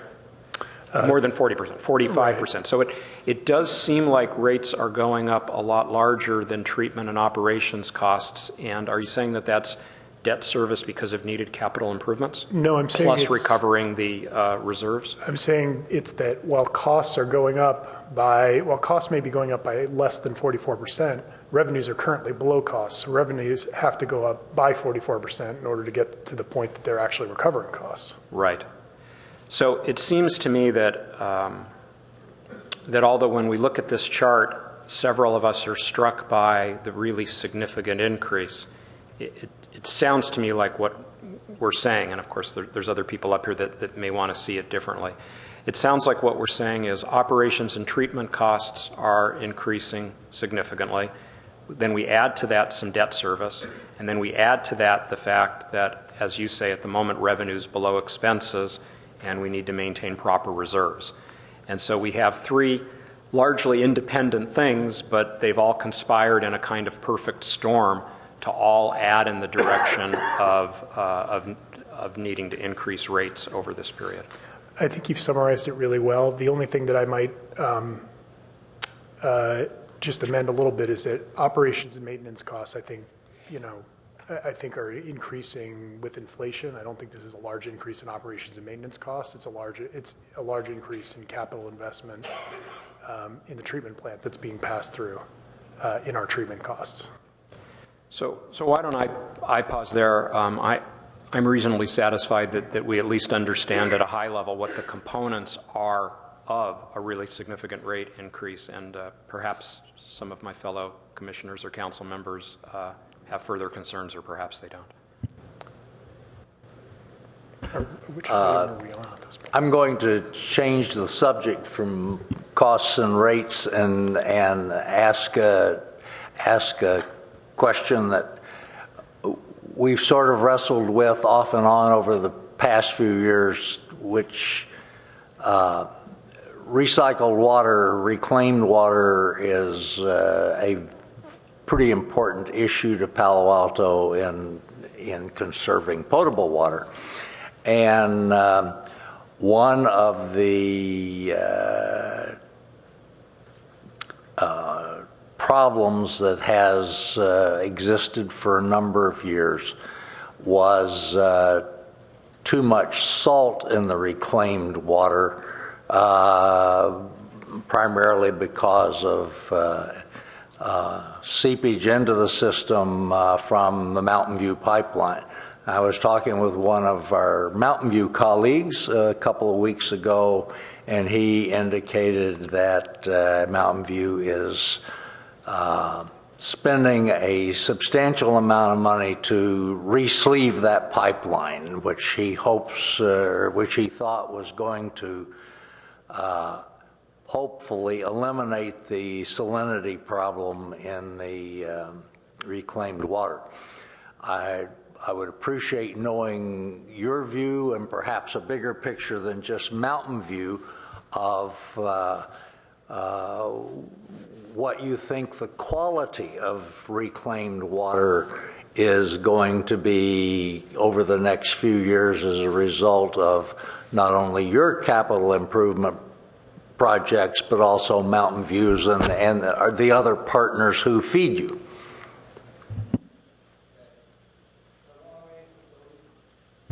The long-range facilities plan, I don't think it addressed specifically any of these salinity reduction efforts. We've taken a longer view. So we were planning the need to replace and rehabilitate the treatment facilities, not so much distribution and sewer relining, which isn't really under my purview. We coordinate with Mountain View staff and utility staff on different efforts. We help do forensic work to figure out where the salt's coming in. We track the trends and things. So we are working on, looking long term of when we have to replace these recycled water treatment facilities, who's going to pay? And Mountain View is in agreement that when we get to that point, we are going to have to work out an agreement if we're going to keep delivering water to the golf course and Greer Park and Mountain View. In terms of the trends, we were trending downward. Mountain View did a wonderful relining, and they also want us to remember that they had to do that relining regardless everybody thinks they did it just to get the salt out. That was a side benefit, but this was a sewer that needed rehabilitation anyway. But they did a great job there, and they have millions more planned to do more relining work because they were so happy with the results. And they're looking at sewers and they're deep under their landfill. A lot of salt water was coming in. They took out some wells. One of the things we're noticing now is that with the drought, I've had a 30% reduction in flow to the plant in the last 10 years, and 10 or so percent just in the last year or two with the drought. And I can't fully explain why that water is reducing. Is it just water conservation? Is it groundwater? But with that reduced groundwater infiltration into the sewer in areas that don't have salt water, we're seeing our salt levels go back up. So it was like 3 steps forward, 2 steps back. And so there's a lot of noise in here. There's not a single straight line on salinity. But the long-term trend is that we're going down, but we've had some hiccups recently. And we have other projects that we've identified to help us get there. But it's not easy to get the salt out. And it requires each agency to keep relining their sewers and look for salty infiltration. So I don't have a scientific answer or a prediction about it, but the trend is heading in the right direction with the projects we've got identified. Well, as I said, it's the availability of reclaimed water for irrigation or, let's just leave it at irrigation for now, though I understand San Jose or the water district has a facility that they think is capable of producing potable water equivalent.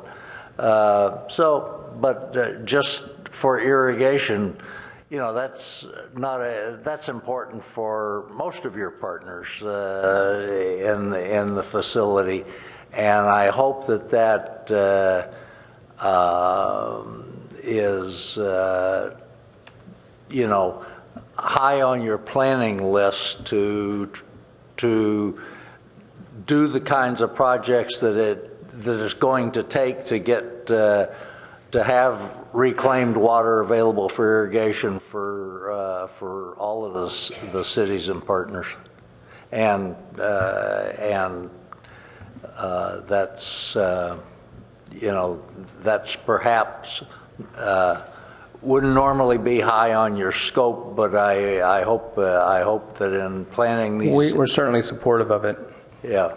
It's you guys are the front end, and the rest of us aren't good. We're not going anywhere if you can't give us the water. So.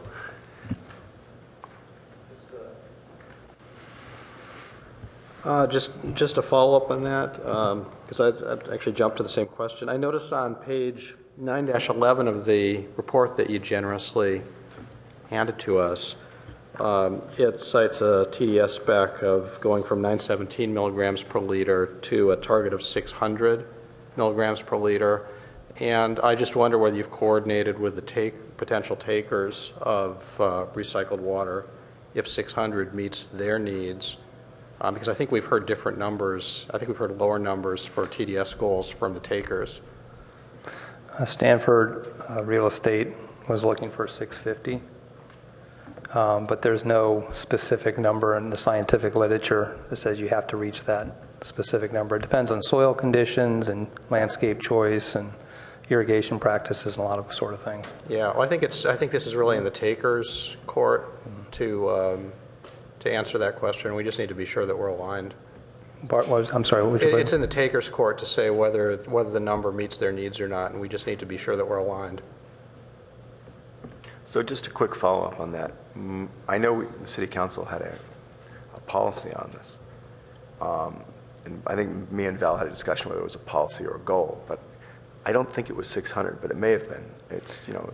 And I'm not sure if it came out after this report or before. It was a goal of 600 based on what we thought from an engineering standpoint we could get down to. So anyway, I would just ask that you check on what that was and that someone get back to me. Was it 600? Right. Or was 600? Okay. It's Jane Ratchie, Assistant Director. It is 600 that the city's goal is, and we also heard from the takers, as you put it, that their goal is 650. So the 600 is better than their goal.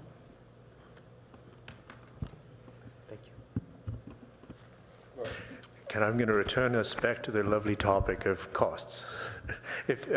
So I wonder if you could flip back to our famous slide that's actually the same as figure 4 in the financial plan. We had it up with Commissioner English just a while back. I'm sorry, I can't hear. I'm sorry, are you referring to the financial plan presentation or Jamie's No, presentation? you had a slide up with which Commissioner Eglash referred to. Yes. That's the one I want back again. It's the stack bar. Yeah. Yep. That one. A little back a little. So can I just ask a quick question? So Jamie's here. Do This one. we need him to stay, or should we move on to item 5? This question may go to him. Okay. Yeah. Okay, thank you. So one of the things I just wanted to understand, and I may have been one of those who's guilty of having made a request that had you come here, but I'm really glad you did and really appreciate everything you've told us. I realize it's a big project you have on hand, and it's a very important operation that you have. I really do appreciate it very much.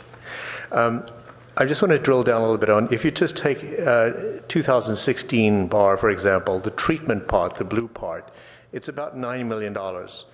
What is the rough breakdown? What are the pieces, the big pieces of that? I just have no idea what's in it. The total budget's about 23 million, and the minor CIP is 2.8, so capital investment's about 10%. I think the materials to maintain the plant is about $1 million. Trying to do off the top of my head. Salaries is about 11 million. We have a source control program. I'm going to have a hard time pulling numbers out of my head. But it's the capital investment's 10% of it right now. Debt service is about 900,000 off existing debt, which retires in about 2024. Got a couple $100,000 from septic haulers and revenue to offset.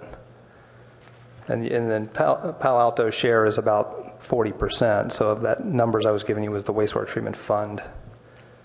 So the I can't do the fractions in my head, but so if say 9 million, 10% for capital would be like 900,000 for your share of the capital improvement. So of the 9 million, how much just how much is involved in the capital improvement program that you have right now? I know it goes over 10%. multiple 10%. So it includes the did that include the debt for no? Okay, so there's that's debt. Another 900,000. So your share would be like 350,000. Is that debt you're carrying from the past or new debt that you're incurring? Past. Right. Okay. Expanding the plant. Okay. So what's helpful about that to me is that every year or so this commission gets asked to take a vote on the rates, and so this part for me has been very difficult because we get a fair amount of breakdown on the conveyance costs in the other elements, and staff here is available. But so for the first time we're able to really get a sense of what's in this black box or blue box of the wastewater treatment facility, and so. Those breakdowns, I think, are helpful for us to understand roughly what's going on over there.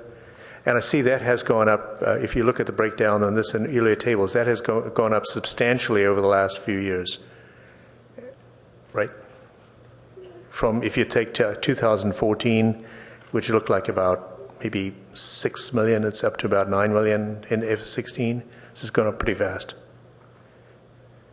And is that mostly the capital? Some of those are adopted budgets, and that we're starting to plan in larger capital expenses. Okay, all right. We had 3.3 million for the sewer fund for all the upcoming capital projects. That's what I was showing in my slide. Okay. So what might be helpful, I'm fine for now, but for next year's, maybe if the commission is interested, it might be helpful for us to have more of a tabular breakdown of those costs. It gives us a sense of what's going into it and what the changes are over time. Because on the other elements, the other bars there, we are able to do that, find out that information. I can give that to John, yeah. We can do that. Thank you. Dave says we can probably also include it this year in the budget presentation. It is not something that, I mean, I'll give you the information, but it is what it is, right? We don't have a say here. Can you explain what you mean? It is what it is? Even if we give you the breakout of the costs that we're getting from the Yes. the plant. The utilities doesn't control Correct. that. And I mean, technically, I don't think the UAC really has a say over it either. I mean, you as individuals could certainly say something, but as a body, I don't think this is in your... Yes, yet we are asked to take a vote on whether we recommend the rate increases to the city council. And so even though, yes, we know that you don't have jurisdiction and cannot provide the detail. No, we can provide the detail, but I don't know that I can change the detail. I think having Mr. Allen here, and if the breakdown is provided, as you said, then we can deal with your items and his and gather a really comprehensive picture as we reach those votes. Okay. Thank you. I'm sorry, just one other point of clarification. Again, this has all been extremely helpful, but are the capital costs based on these nominal, what do you call them, class 4 estimates? So there's still potential, I mean, you know, potentially it could be lower, but potentially it could be higher. The projects that, when we did the class 5, it was at about a 2% level of definition, and then we had to spend some more money to get it to the class 4, paying an engineer to do more sketches and more analysis of equipment. And now it's plus 50, minus 30, and then as it goes through the design stage, we'll get more and more refined cost estimates that will prepare us for construction bidding.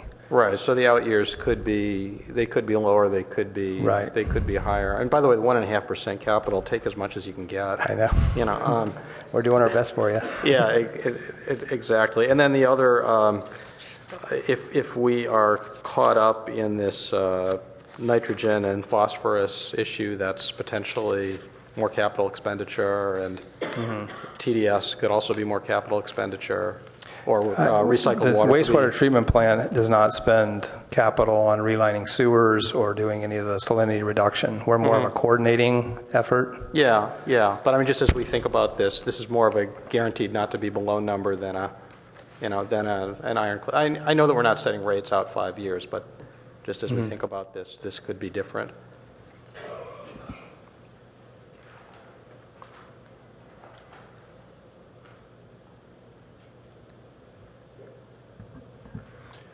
Anything else?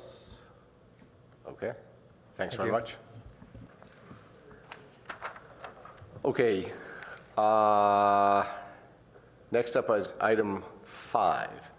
So I'm going to take off, and I just want to express my appreciation. Yeah, wait. 5 is wastewater resolution approving the fiscal year 2016 wastewater collection financial plan. Then you're right. I'm going to be here. But you ask so many questions. Why don't you leave? I'm kidding. I'm kidding. Okay. So let me just say the time is currently 8:45. So as Director Fong predicted, we are now back to being substantially behind schedule. So I think we should move with alacrity as best we possibly can. In any event, take it away. Good evening, Commissioners, Councilmember Scharf. Eric Keniston, Resource Planner. Well, actually, I believe you discussed the wastewater fund quite a bit already, so I don't know how much more I can add to this. I am bringing forth the wastewater collection financial plan. We haven't changed our proposal from what we discussed with you a month ago. 9% increases moving forward for the next 4 years. And as I can go into the detail of, you know, the only thing I guess I could add is as to the 9% rate trajectory.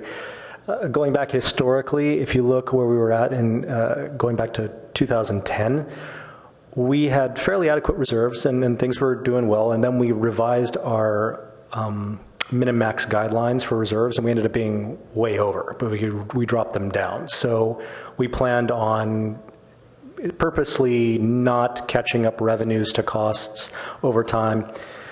And so you see over 2011, 12, 13, we were bleeding down reserves and sort of on a downward trajectory.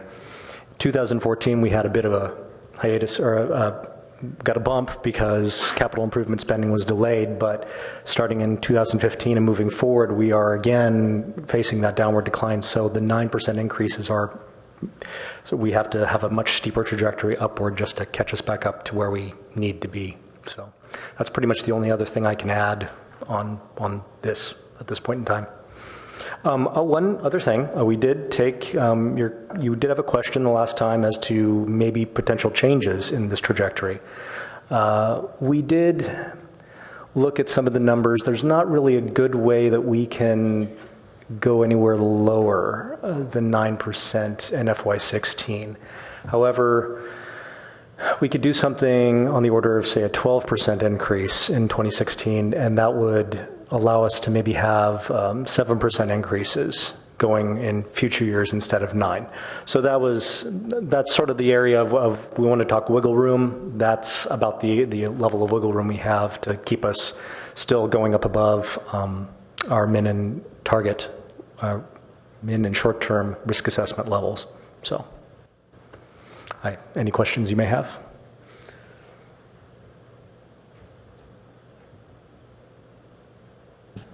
Do you have a question, John? Okay. In that case, we've been asked to recommend to the City Council that we adopt a resolution approving, or that they adopt a resolution approving the fiscal year 2016 wastewater collection financial plan, amending the wastewater utility reserve management practices, and adopt a resolution amending the various rate schedules noted here. So to keep things simple, I will make a motion to do exactly that. Second. All in favor? Aye. Opposed? Carries unanimously. Thanks very much. That was easy. How about that? Okay. Now, we are now going to move on to item 6. Or wait, are we going to move back?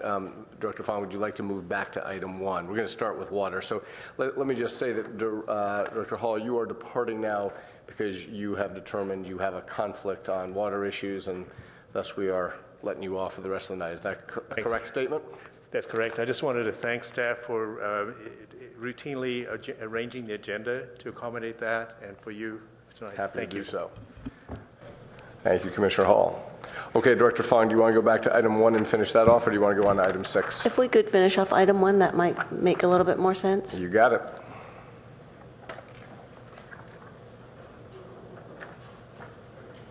All right, we just have one last slide.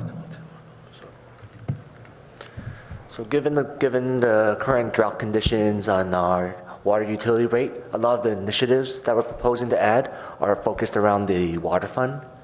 So we're going to be proposing to do a groundwater evaluation when we update the water integrated resource plan and see how effective it is. And then another thing is... Would you expand on, what do you mean by groundwater evaluation? What are we evaluating? I think just to see the potential of using groundwater from Santa Clara Valley, and what the conditions of that water may be, and how it will impact our... Oh, okay. So we're not, well, are we evaluating the groundwater that we would pump here in Palo Alto if we chose to or needed to supplement with groundwater? Or are we talking about water from Santa Clara Valley Water District via the Milpitas connection? So if you'll look at the chart, which is one of the attachments, I can't remember if it's attachment A to the report on page 3, it actually has the strategic initiative, which is to complete the water integrated resource plan. And in completing that, that includes a comprehensive evaluation of the use of groundwater by the end of the evaluation by the end of calendar year 2015. So that's really what that one means. It's part of the water integrated resource plan. You look at various options that you've got for water.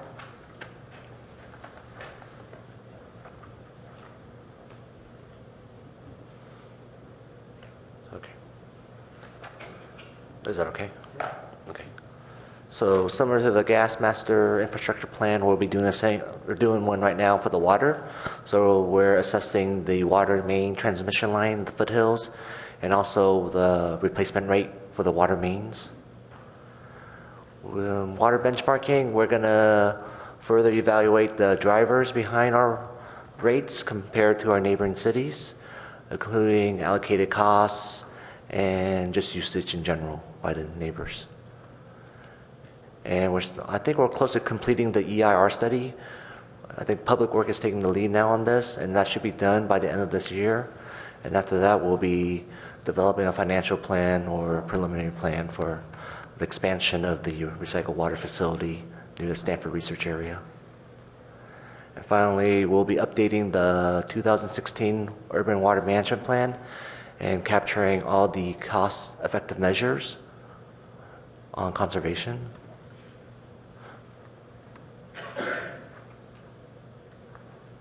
Are there any questions on any of these new initiatives?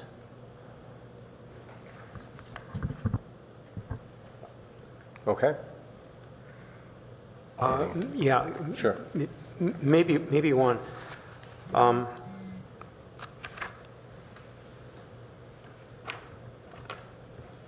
We know that there are some long-term effects of climate change and rising sea levels and saltwater incursion. Although those are effects that are likely to be significant over decades, not over single-digit years. Would you like to comment on whether it's appropriate to start including things that might be 20 or 30 or 50 years in the future in the strategic plan, so that we can at least be asking ourselves, are there things that we should be doing this decade to prepare for things that might occur multiple decades in the future, like the ones I just mentioned? I think the Urban Water Management Plan is a long-term resource plan, so that will be addressing some of those areas. Exactly. And so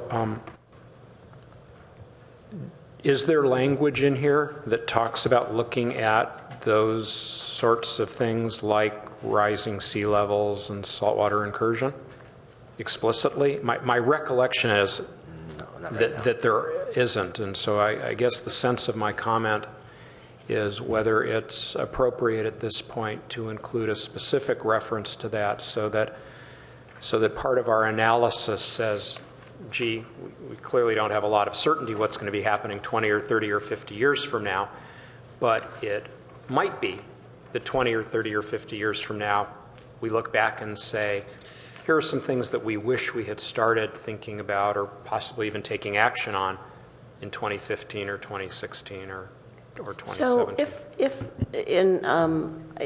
if we are silent on in this plan, we are not silent on it in the Sustainability Climate Action Plan. You will hear from Gilfriend next month, and we have a big role in all of that.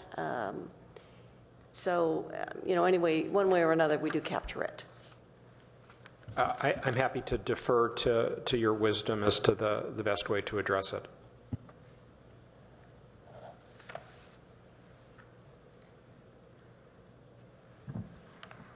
Okay.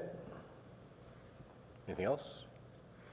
Okay, so I think we need a motion, right, to approve, hang on a second, to approve the water aspects of the strategic plan.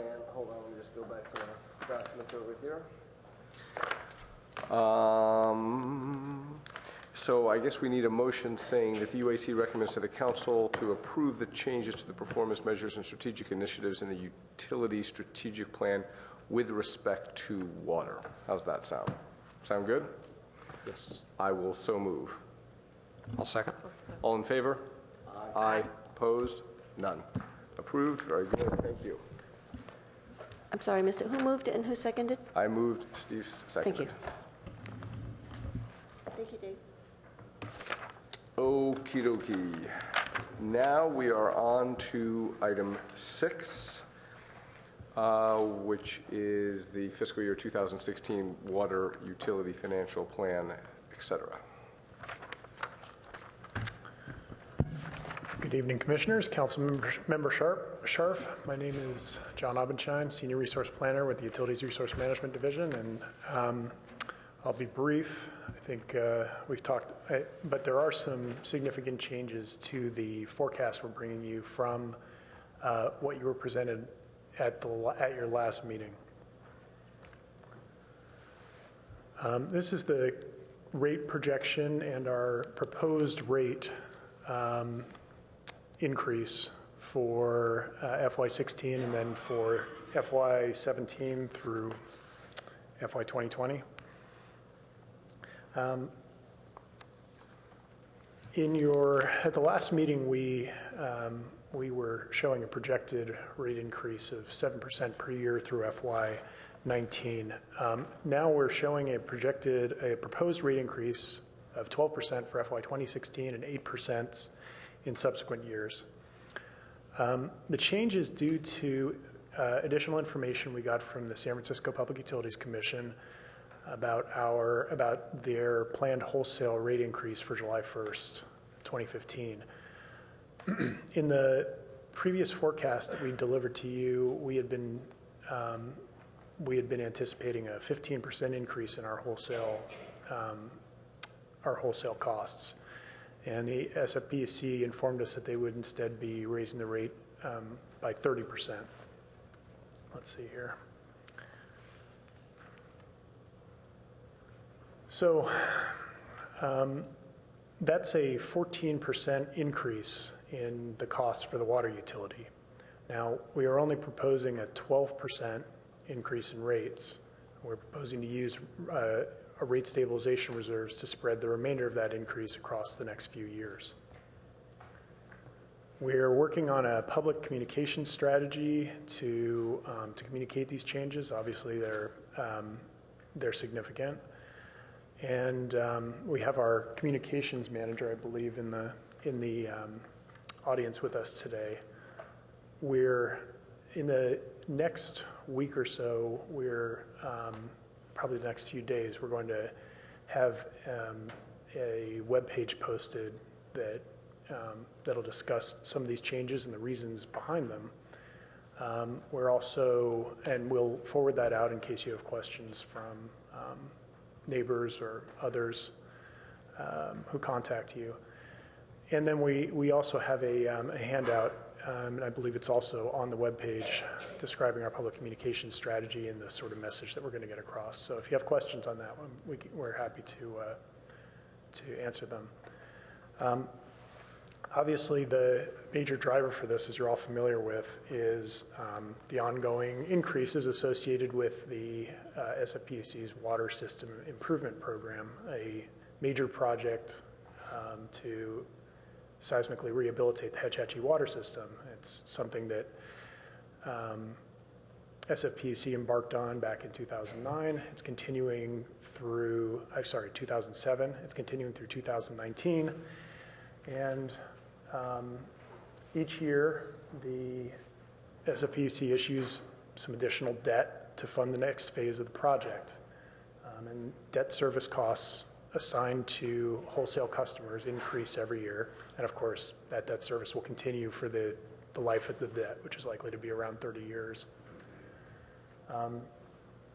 You can see in FY 2012, debt service and O&M was a little bit below $200 million. By FY 2020, it's expected to be above $300 million. And if you were, I don't have the data back to 2009, but if you were to look at the total for O&M and debt service back in 2009, it would have been down a little bit above $100 million a year. So this is the impact of passing those costs through to wholesale customers. You can see our wholesale rate back in 2009 was $1.50 per CCF, rose to, and it's projected to go to above $4 per CCF by 2020.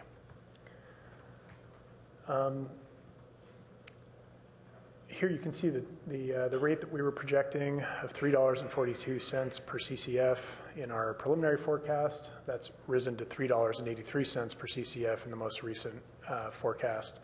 Now, the reason for the change has to do with the lower sales that the SFPEC is projecting for the next year. Despite that, we're not considering this a drought rate necessarily because we're not really projecting decreases in the rate in subsequent years. I think the drought rate implies a temporary increase associated with lower revenues. We're expecting that costs will increase to meet that new $3.83 per CCF in future years. And eventually, as you can see here, costs are going up above $4 per CCF. Now, we incorporated one other piece of feedback we heard during the last UAC meeting about expectations for consumption after the drought's over.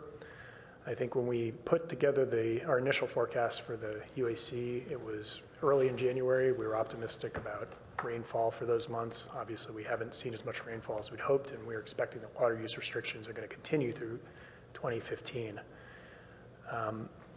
In addition, we took to heart the comment that in previous droughts, we haven't seen a rebound in consumption to pre-drought levels after the drought was over.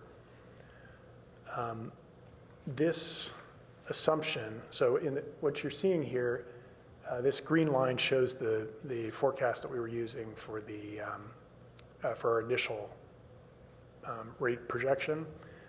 And the red line here shows our current forecast. This mainly impacts the outer years, so FY 17, 18, and 19, and it increases the rate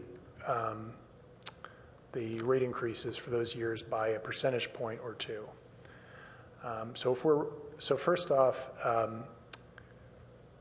think it's important to note that this year's proposed rate increase has little to do with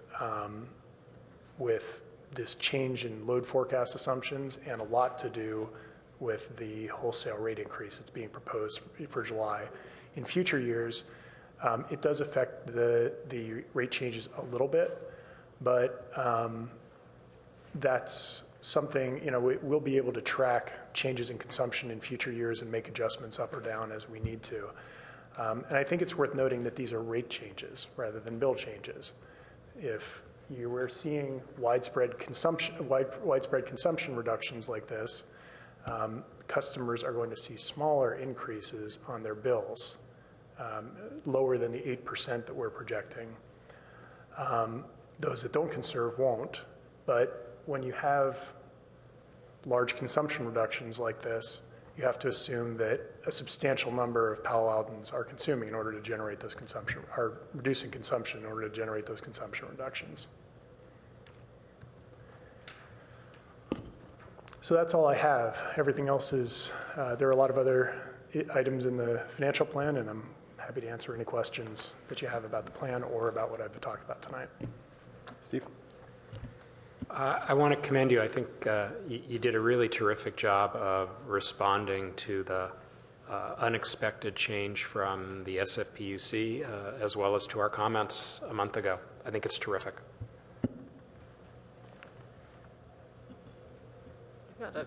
Got just a quick question. I'm curious if you can talk a little bit about just the monthly service charge, fixed charge versus the volumetric consumption charge, and just curious if you can talk a little bit more about the balance between the two. And I know we're not technically in those drought rates yet, but given the next agenda topic too, we are in a drought.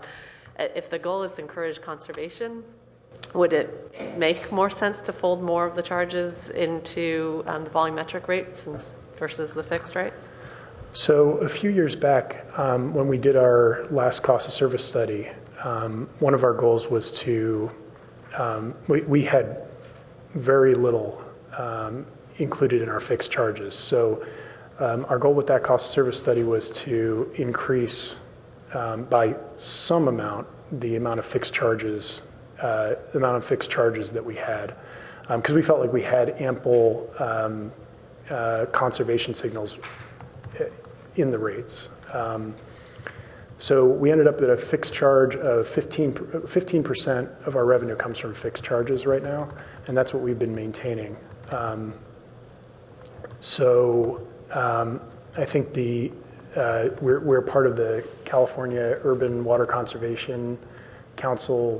They have a benchmark of making sure that no more than 30% of charges are collected through fixed charges. And we're a signatory to that, and that would and we're a signatory to that. If we wanted to change the amount of fixed revenue that we receive from fixed charges, that would require another cost service study. So, I mean, we periodically review. We periodically redo our cost service study. So that would be something to address when we next come to you with a cost service study.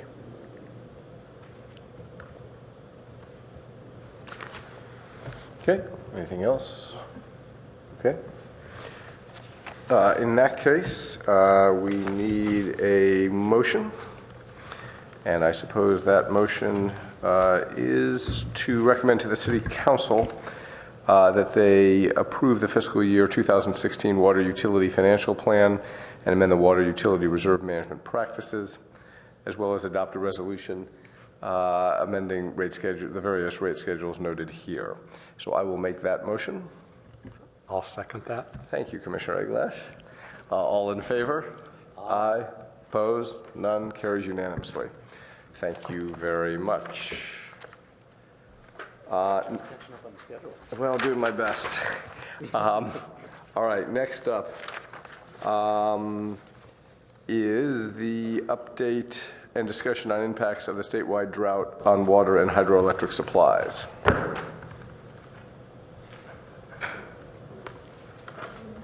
Wake up.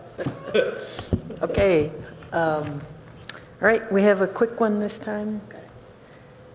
There's not really much update from last month. The situation is as dire as it was last month, if not even more. There was a small amount of additional rain up in the upcountry, but not enough to do much, and the snowpack is horrible. But despite that, San Francisco is still suggesting that they're going to continue with the 10% reduction, and we're happy about that. Palo Alto has been fairly good still with their water savings, and so that's good too.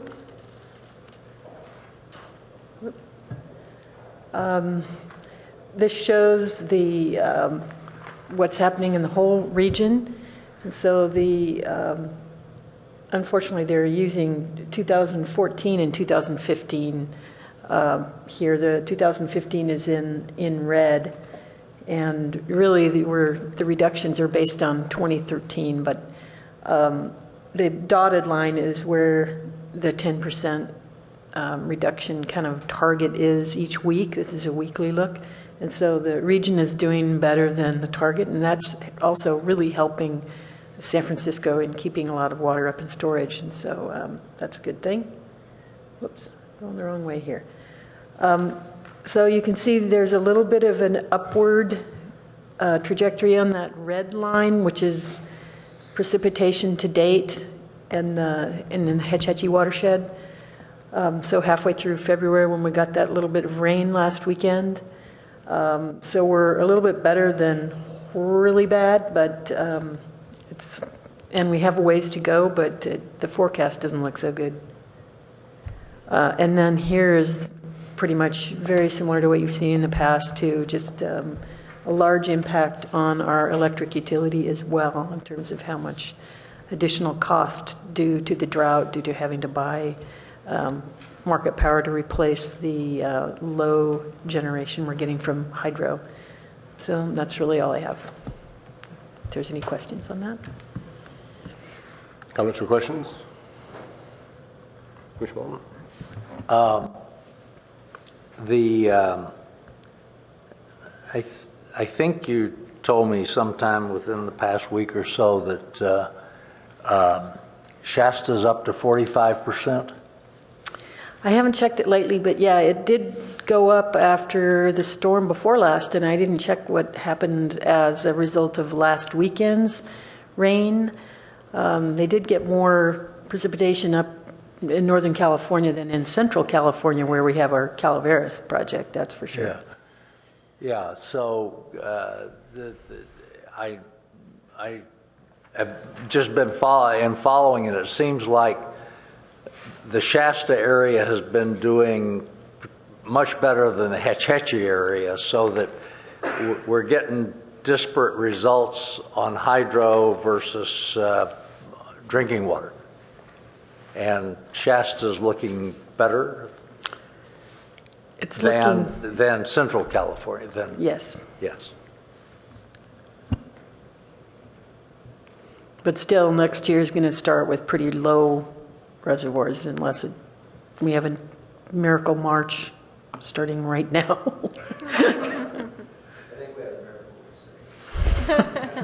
We're still hoping for a miracle March and in April. Could you just remind us why total hydro cost goes up in the different columns? The first row.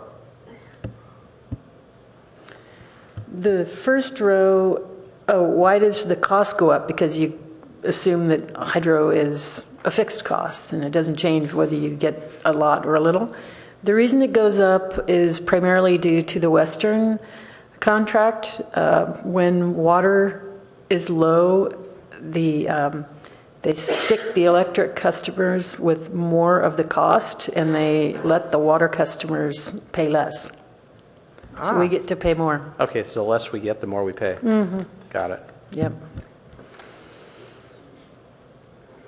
Well, just to be clear, I think I sent you some information, and I think Catherine sent you a California Energy Markets article that she had permission to produce. There's actually a claim in the Court of Federal Claims that was, filed over that very issue. So the power customers versus the water customers issue. And actually, I think we see that on line 3, right? Total hydro costs, unit costs, really is quite interesting. Right, but that has to do with the volumes produced. But I think the line that Commissioner Waldvogel was pointing out is even if, without regard to how much it produces, why does the cost go up? You'd expect it to go even down because you'd at least save operational costs. Right. But in fact, the reason it goes up is for the reason I just stated. Thank you. Okay. Anything else? Okay, thank you. Okay, next up is commissioner comments. Believe it or not, I have 2 of them. With respect to, but they're quick. Val, with respect to the rolling calendar in April, I would recommend that the agenda for April be in the order it appears on our rolling calendar, with a caveat that the Sustainability and Climate Action Plan be moved up to the second item. So in other words, I'm recommending we do FTTP and wireless first, and then the Sustainability and Climate Action Plan second. The reason I say so, I think, is both of those topics, there's a lot of interest in both of those in the community. I think, and I would just recommend we do it in that order so folks who are interested can drop in and attend those and not have to stick around a long time. And I do think fiber to the premises is the primary interest, or has a, I mean, I don't know, one could debate that, but I would do fiber to the premises first, and I'd do Sustainability and Climate Action Plan second. Okay. Thank you. My other comment, this is a quick one, is this document that we have here, which I think looks great. It is the Utilities Rate Changes Key Messaging for FY 2016. And I'm assuming we're using this to explain upcoming rate increases and all that kind of stuff. Has this gone out to anyone yet? Catherine Elvert, Utilities Communications Manager. Thank you for your question. We just developed that draft document yesterday, and we presented it to the Finance Committee as a preliminary sample of some of the outreach messaging we hope to use in communicating the reason for the rate adjustments in this next fiscal year. And then we also wanted to provide both the Finance Committee and the UAC with at least a skeleton schedule of what our communications plan is for communicating with the community members and other stakeholders about these rate adjustments. We will continue to refine that as maybe more information becomes available, as we develop more strategies for outreach. So that will be posted on our rates overview webpage. I'm also going to be providing it to our internal staff. And then once it's finalized, we can make it a publicly circulated document, can be put out as a flyer for anybody to pick up at various outreach events. Got it. And I assume you'd be only too happy to receive any comments that anyone here has to make? Absolutely. Either now or via email? Absolutely. Okay. I think it looks fabulous. One minor point that I'd make is just in general when talking about, and this is just my opinion, when talking about water rate increases, we all understand the whole Hetchetchy thing and so on and so forth. I would tend to specifically reference that these are costs passed on to us by the San Francisco Public Utilities Commission. Mm-hmm. That is not necessarily obvious to ratepayers, and we're just the middleman, so to speak. So that's my one and only comment. Anything else anyone has on that topic? Thank you very much. Thank you for the point of clarification. Okay. Those are my 2 comments. Anyone else have any comments? Just very quickly, the next scheduled meeting apparently accidentally has tonight's date. What is the date of the next scheduled meeting? April 1. It's April 1st. April 1. That would be correct. April Fool's. And that is not a joke. It really is April 1. Oh, the potential for lots of fun and hilarity there. 100% rate increase. Yeah, I was going to say, boy, Val, that's your big opportunity, 100% rate increase. Come on. See if we can spot the fictitious item in the evening's agenda. Okay, so no other comments? In that case, we're done. And the next meeting is April 1st. Thanks, everyone. Have a good night. Oh, and by the way, we are 25 minutes ahead of schedule.